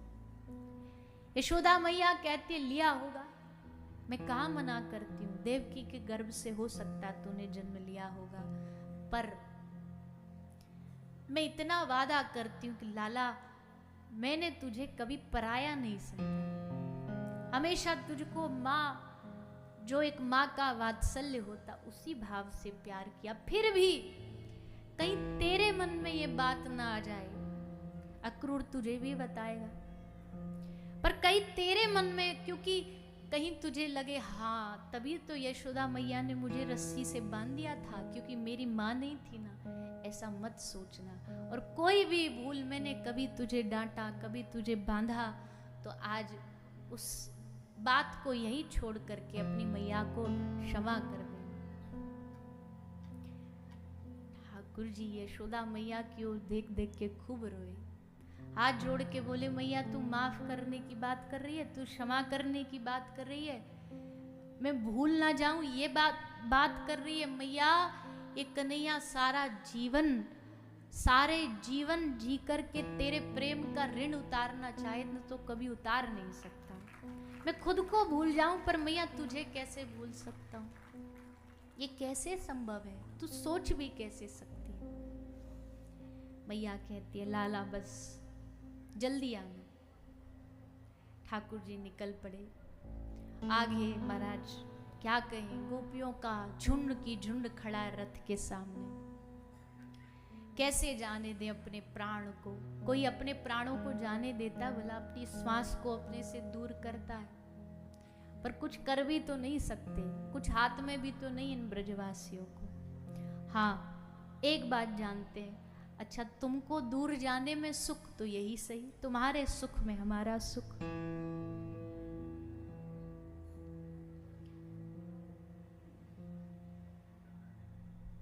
सारी ब्रज गोपियां वही खड़ी खड़ी श्री ठाकुर जी को एक दूसरे से कह रही है, इस ब्रज में इतने क्रूर आए, पर कम से कम उन्होंने हमारे कन्हैया को हमसे दूर तो नहीं किया। पर तू, तेरा नाम अक्रूर किसने रख दिया? तू तो क्रूरों का भी क्रूर है। तो हमारे लाला को, तू हमारे प्रियतम को, कन्हैया को, श्याम सुंदर को हमसे छीन के लेके जा रहा है।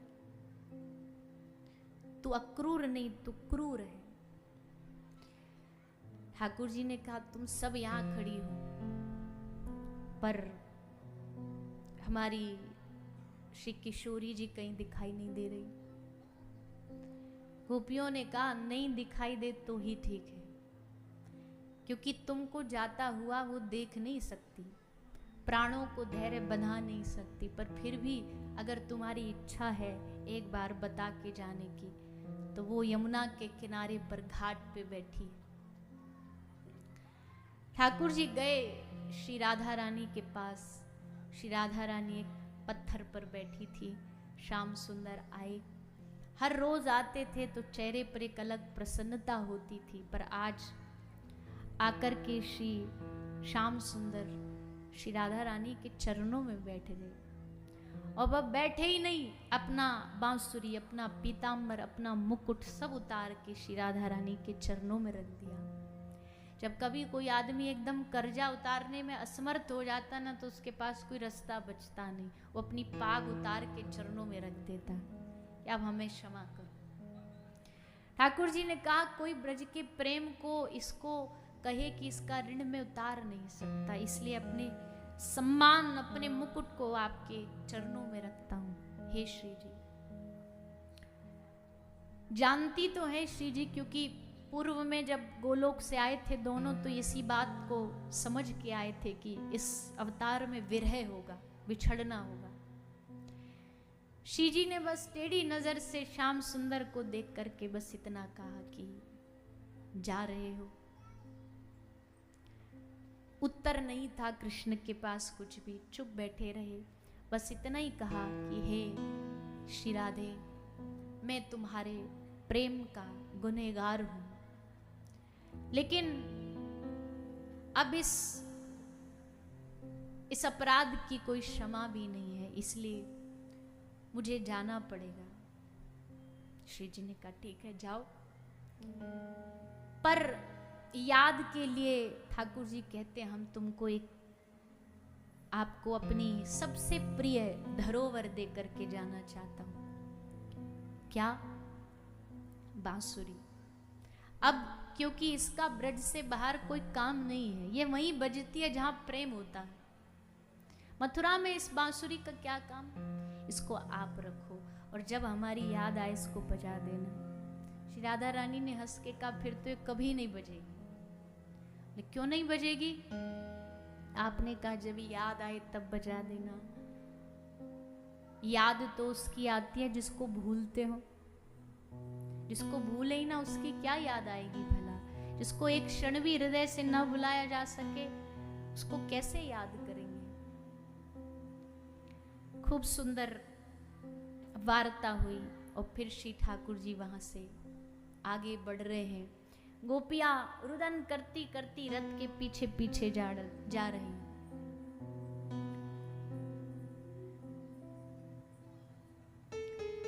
सबने ठाकुर जी को विदा किया।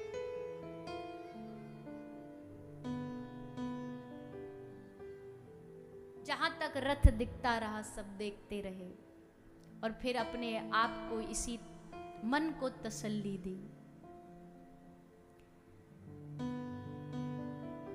तेरे सुख में सुख हमारा, तूने नैन को जियारा,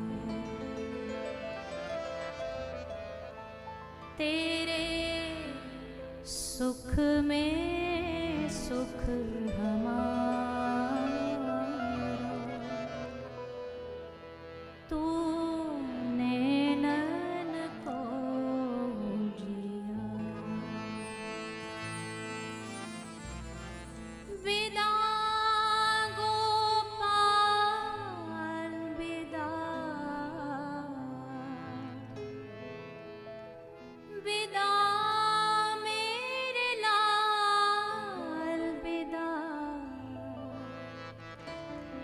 तेरे सुख में सुख हमारा, तूने नैन को जिया, तेरे सुख में सुख हमारा, तूने नैन को जिया,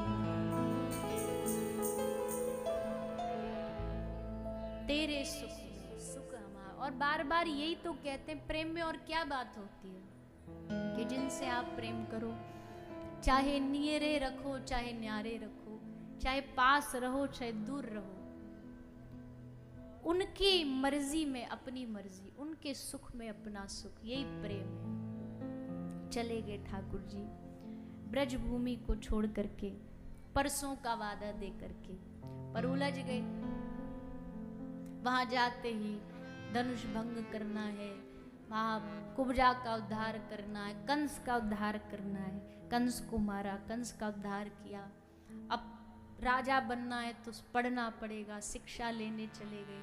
सब जीवन के कार्यों को ठाकुर जी कर रहे हैं, पर मन में एक ही पीड़ा। देवकी मैया ने देखा ये रहता तो मथुरा में, पर इसका मन नहीं है यहाँ पे। माँ तो समझ जाती है ना कि खुश नहीं है ये दिल से, इसमें कहीं तो उदासी छुपी है। और फिर एक दिन जब मैया ने अपने हाथ से भोजन बनाया, उसमें माखन रख दिया, और देख करके ठाकुर जी का धैर्य का बांध टूट गया। भोजन की थाली छोड़ के रोते रोते भाग गए। माता देवकी ने उद्धव से कहा, उद्धव तेरा यार है, तेरा मित्र है, हमसे नहीं बताएगा पर तुझे तो बताएगा, मित्र को तो बताएगा। क्या परेशानी, कौन सी कमी रह गई हमारे प्रेम में जो आज भी ये इतना उदास रहता है, रोता है? क्या है इसके रोने का कारण? उद्धव जी गए। उद्धव जी ने जाकर के भगवान के पास जाके पूछा, प्रभु क्यों रोते हो आप जानते हो कि आपके रोने पर देवकी मैया को कितना हृदय टूटता है? आपने कभी सोचा कि जिस माता ने इतने प्रेम से भोजन बनाया आप छोड़ करके आ गए? क्यों कर रहे हो ऐसा? भगवान ने कहा, उद्धव मैं कर नहीं रहा, हो रहा है। करने से नहीं होता।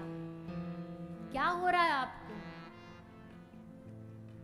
आंखें भर आई श्री ठाकुर जी की, कहा उद्धव मोहे ब्रज बिसरत नहीं। उद्धव मुझे हो रहा है कि मुझसे ब्रज भूला नहीं जा रहा, मुझसे ब्रज का स्मरण भूला नहीं जाता है। मुझे ब्रज की उन गैयाओं का चेहरा याद आता है जो जाते समय मेरी ओर देख करके कह रही थी कि कन्हैया मत जाओ। मुझे वो वादा याद आता है जो मैं उन ब्रजवासियों को देकर के आया था कि परसों लौट आऊंगा। अपने आप को अपराधी महसूस करता हूं कि मुझसे बड़ा अपराधी कौन होगा। हाँ, कभी कभी लगता है कि ये वादा जो मैं करके आया हूं, जो भरोसा दे के आया हूं ना ब्रजवासियों को परसों लौटने का, इसी भरोसे पर वो जिंदा है। मेरे इसी एक वाक्य पर वो जीवित होंगे कि कन्हैया कह के गया कि परसों लौट करके आएगा। देर हो गई होगी पर आएगा, अवश्य आएगा जरूर। अगर ये भरोसा नहीं होता उनके पास तो कब के मर जाते। पर मुझे विश्वास है कि वो ब्रज मेरे बिना सूना है, अधूरा है। वो नहीं भूल पा रहे ब्रजवासी मुझे, तो मैं कैसे भूल जाऊं उनको? उद्धव ने कहा, प्रभु कैसी बात कर रहे हो आप? कोई साधारण व्यक्ति ये बात करे तो भाता है, पर आप इतने बड़े ज्ञानी हो करके, सर्वस्व जानते हुए आप ये बात करते हुए अच्छे नहीं लगते। मोह में क्यों बंधे हो आप? भगवान ने कहा, उद्धव ये मोह नहीं है, ये मोह नहीं है। मोह होता तो 2 दिन बाद, 2 महीना बाद सब आखिर में भूल ही जाते हैं। ये मोह नहीं है उद्धव, ये प्रेम है। उद्धव ने कहा, तो फिर क्या करें? श्री ठाकुर जी ने कहा उद्धव तू ब्रज जाएगा, मेरा संदेश लेकर के जाएगा, कम से कम एक मरते हुए प्यासे को एक बूंद भी पानी की पिला दी जाए तो वो जीवित तो रह पाएगा। मुझे पता है ब्रजवासी प्राण छोड़ देंगे।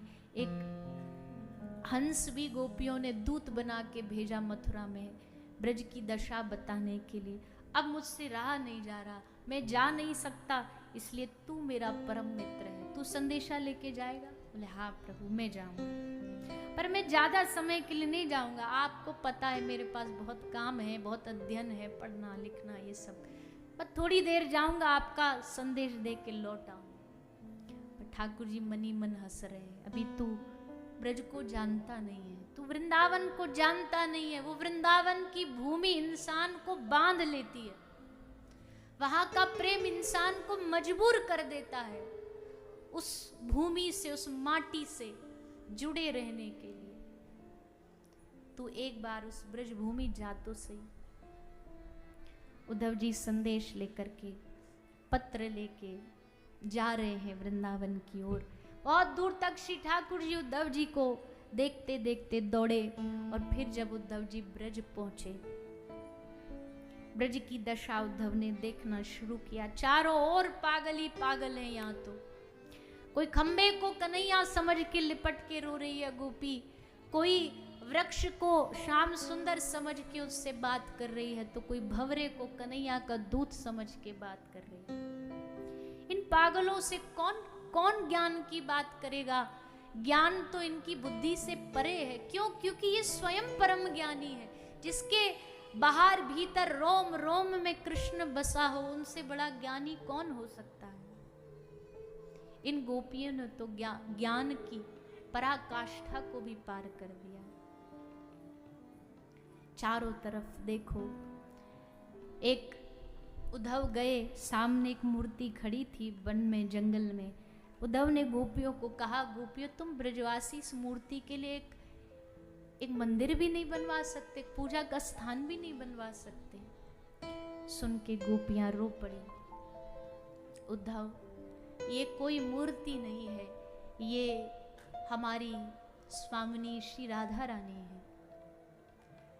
इनके विरह की दशा हम बता नहीं सकती।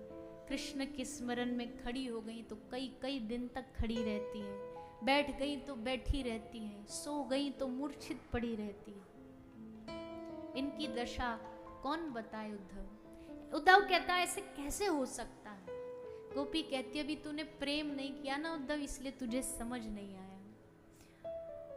उधो जाके कांटो लगे सोई जाने, जिसको कांटा लगे वही पीड़ा जानता है। प्रेम का दर्द हर कोई नहीं समझ सकता, प्रेम की पीड़ा हर कोई नहीं समझ सकता। जिसने इसको दिल से समझा, जाना, अनुभव किया, उसे ही पता है, वही बता सकता है क्या होती है प्रेम की दशा।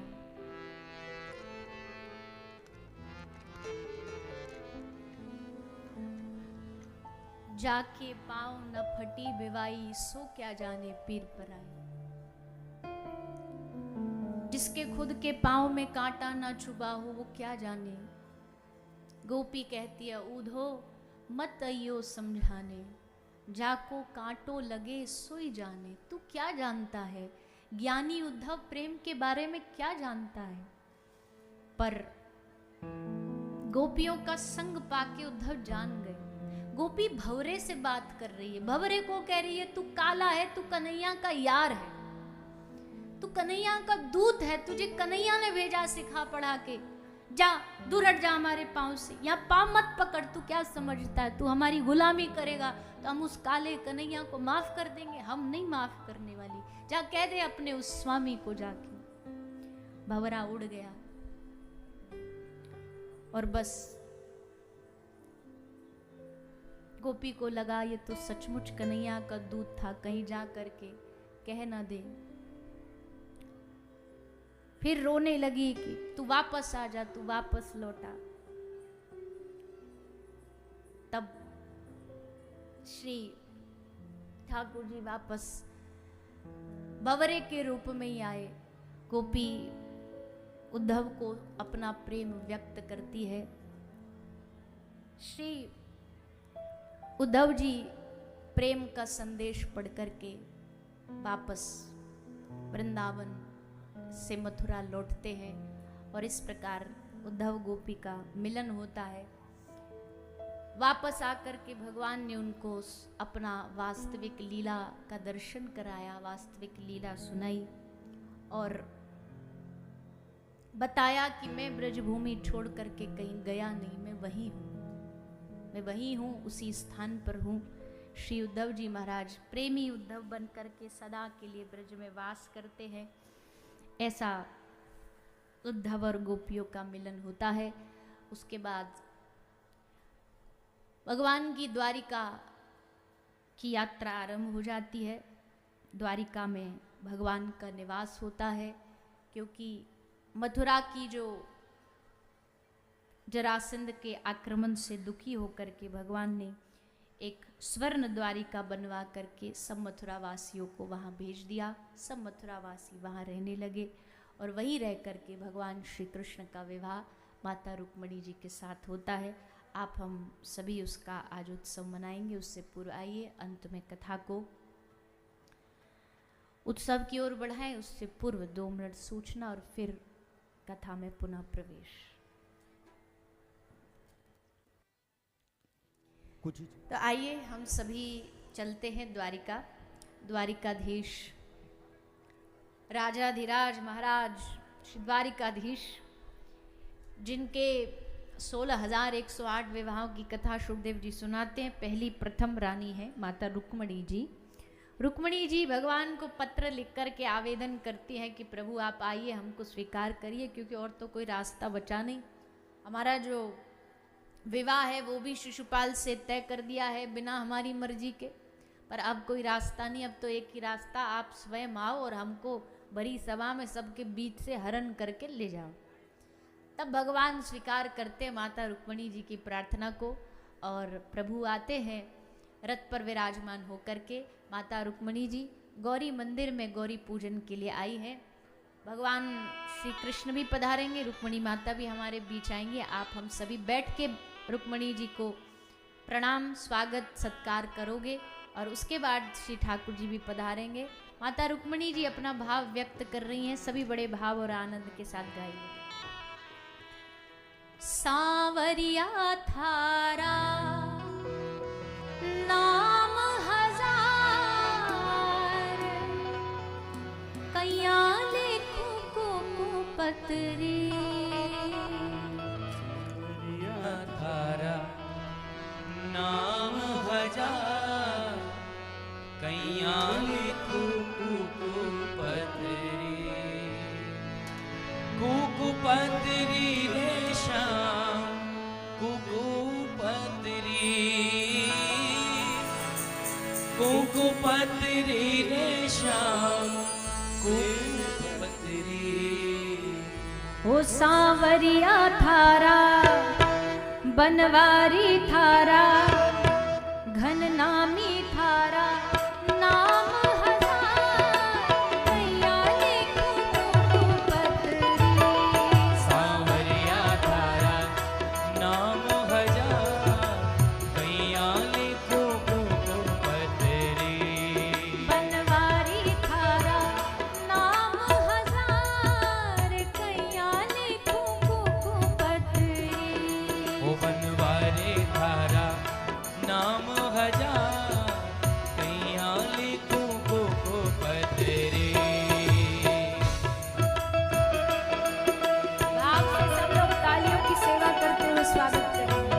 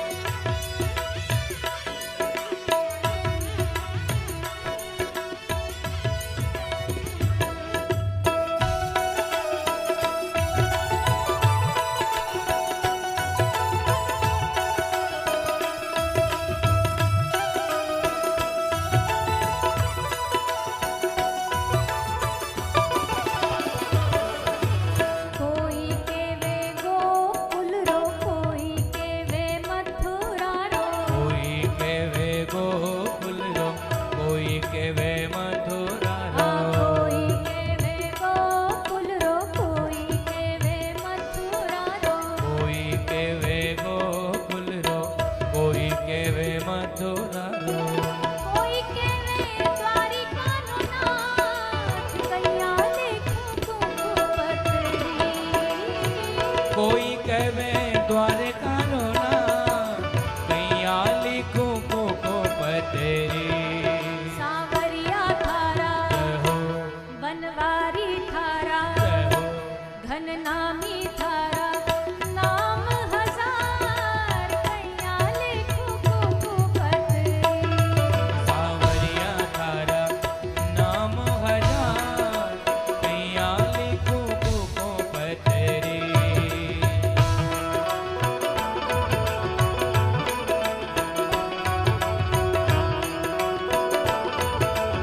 सांवरिया सेठ की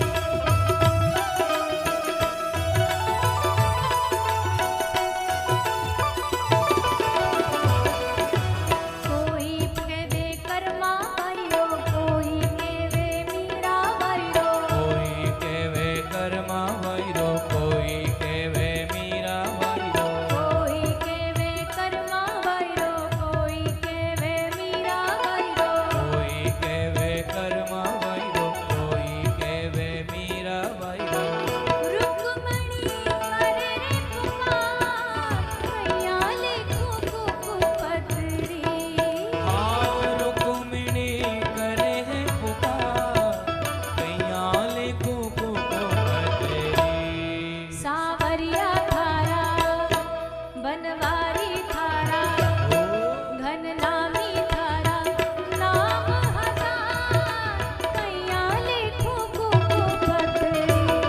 सांवरिया थारा नाम हजार, कैया लिखूं कुकुपत्री। सांवरिया थारा नाम हजार, कैया लिखो कुकुपत्री।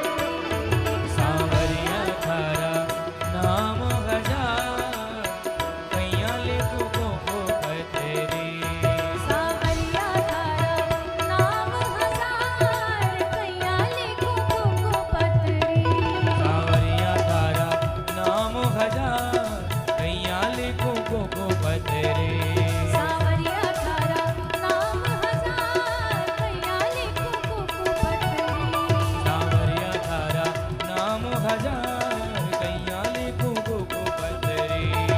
कैया लिखो कुकुपत्री। कैया लिखूं कुकुपत्री।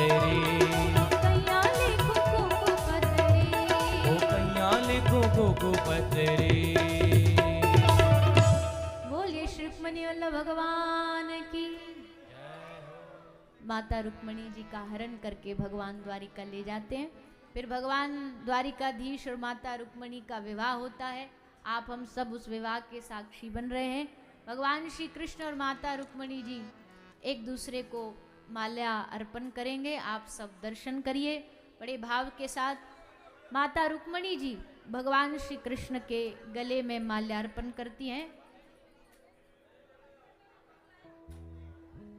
देवी कर दो।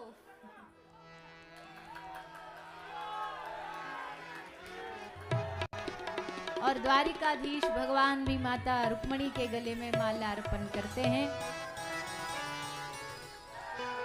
इस विवाह के हम सब साक्षी बने हैं, तो सब आनंद लेंगे। जो जाएं अपने अपने स्थान पर खड़े होकर के भाव से गाते हुए, आनंद लेते हुए, नाचते हुए विवाह उत्सव का आनंद, भगवान के विवाह का आनंद प्राप्त करते हुए सभी गाएं। हो मेरी लगी शाम संग प्रिय, ये दुनिया क्या जाने। मेरी लगी शाम संग प्रिय, ये दुनिया क्या है। भाव से सभी दोनों हाथ उठा के तालियों की सेवा करते हैं।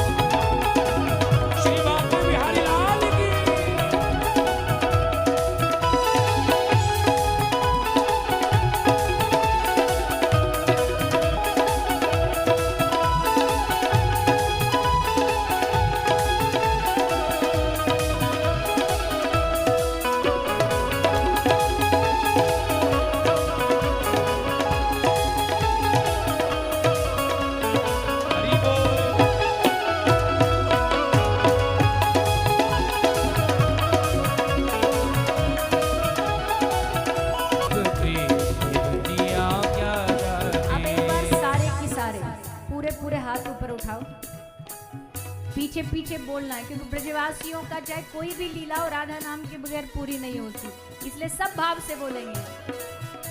जय राधे राधे राधे राधे राधे राधे राधे राधे जय राधे राधे राधे राधे वृंदावन में राधे राधे बरसाने में राधे राधे गोकुल जी में राधे राधे जतिपुरा में राधे राधे हम भी बोले राधे राधे तुम भी बोलो राधे राधे आगे वाले राधे पीछे वाले राधे राधे सब मिल बोलो राधे राधे राधे राधे राधे राधे जय राधे राधे राधे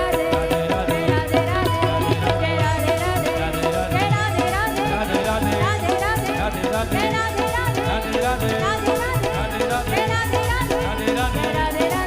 राधे राधे जय राधे राधे जय राधे राधे राधे राधे जय राधे राधे राधे राधे राधे राधे राधे राधे जय राधे राधे राधे राधे राधे राधे राधे राधे जय राधे राधे राधे राधे राधे राधे राधे राधे जय राधे राधे राधे राधे जय राधे राधे राधे राधे राधे राधे राधे राधे जय राधे राधे राधे राधे जय राधे राधे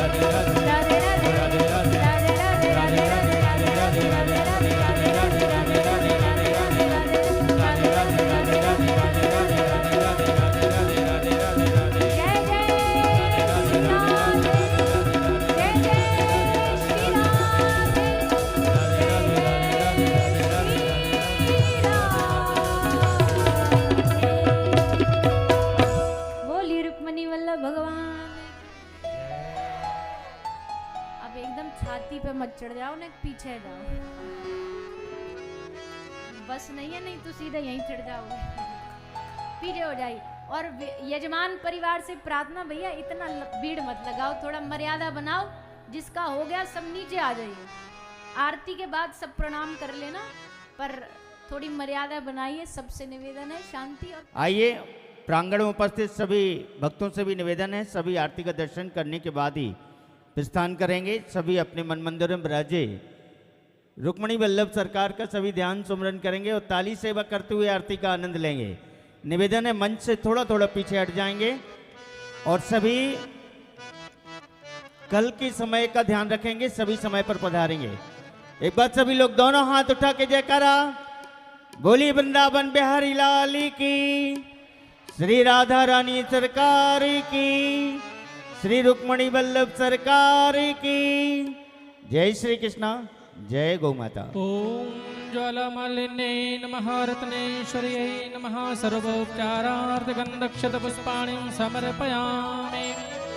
ओम निदगुं हविः प्रजननं मे अस्तु दशवीरगुं सर्वगणगुं स्वस्तये आत्मसानि प्रजाशानि पशुसानि लोकेशन्यभयसानि। अग्निः प्रजां बहुलां मे करोत्वन्नं वयोरेतो वसमासु दत्ता।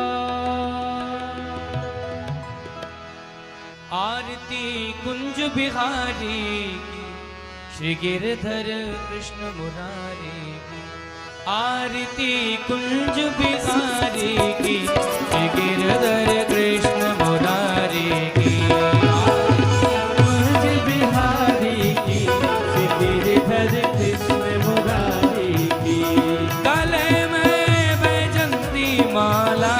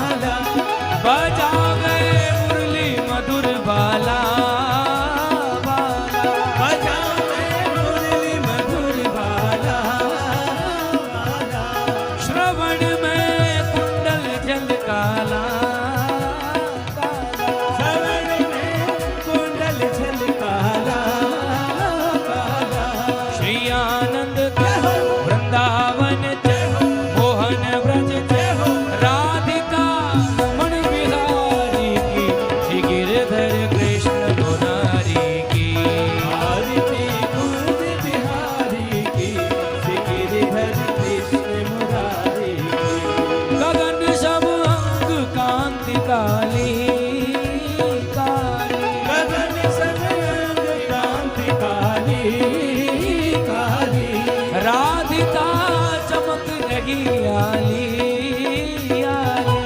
राधिका चमक रही आली आली। लदन में ठाड़े बनमाली माली। लदन के ठाड़े बनमाली माली। भ्रमर सी कस्तूरी चंद्र सी ललित छवि श्यामा प्यारी की। श्री गिरधर कृष्ण मुरारी की। आरती कुंज बिहारी की श्री गिरधर कृष्ण मुरारी की। शीस पे मोर मुकुट बिल से शीस पे मोर मुकुट बिल से देवता दर्शन को तरसे देवता दर्शन को तरसे गगन से सुमन बहुत बरसे गगन से सुमन बहुत बरसे बजे मुरझे मधुर मृग वालिनी अतुल रत गोप कुमारी की। श्री गिरधर कृष्ण मुरारी की। आरती कुंज बिहारी की श्री गिरधर कृष्ण मुरारी की। जहाँ से प्रकट भई गंगा गंगा। जहाँ से प्रकट भई गंगा गंगा। कलशु कल हारिन श्री गंगा गंगा। कलश कल हारिन श्री गंगा गंगा। स्मरण से होत मोह भंगा भंगा। स्मरण से होत मोह भंगा भंगा। बसे शिव की जटा के में हरे अग्नि चरण छवि श्री बनवारी की श्री गिरधर कृष्ण मुरारी की। आरती कुंज बिहारी की श्री गिरिधर कृष्ण मुरारी की। चमक रही उज्ज्वल तट रेणु रेणु। चमक रही उज्ज्वल तट रेणु रेणु। बाज रही वृंदावन वेणु वेणु। बाज रही वृंदावन वेणु वेणु।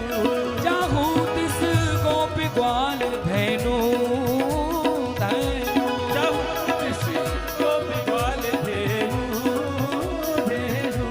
हसत मृदुमल चांदनी घटत भव टेर सुन दीन भिकारी की श्री गिरधर कृष्ण मुरारी की। आरती कुंज बिहारी की श्री गिरिधर कृष्ण मुरारी की। आरती कुंज बिहारी की श्री गिरधर कृष्ण मुरारी की। आरती कुंज बिहारी की श्री गिरिधर हरि बोल। मुरारी की। आरती कुंज बिहारी की श्री गिरधर कृष्ण मुरारी की। आरती कुंज बिहारी की श्री गिरिधर कृष्ण मुरारी की। श्री गिरधर कृष्ण मुरारी की। गिरिधर कृष्ण मुरारी की। श्री गिरधर कृष्ण मुरारी की। गिरिधर कृष्ण मुरारी की। ओम कर्तो निराजनं पुष्पादिबन्धनम् आरोग्यार्थे आत्मादिबन्धनं मन्त्रपुष्पाञ्जलिः। ओम देवो शान्तिरन्तर्जगुं शान्तिः पृथिवी शान्तिरापः शान्तिरोषधयः शान्तिः वनस्पतयः शान्तिर्विश्वे देवाः शान्तिर्ब्रह्म शान्तिः सर्वगुं शान्तिः शान्तिरेव शान्तिः सामा शान्तिरेधिः। हरिः ओम जतनेन जतनमयजन्ददेवास्तानि धर्माणि वर्तमान्यासन्नः ते हनाकं महिमानः शचन्द्रचित्रपूर्वे साध्याः सन्ति देवाः। हरिः ओम एकदन्ताय विद्महे वक्रतुण्डाय धीमहि तन्नो दन्तिः प्रचोदयात्।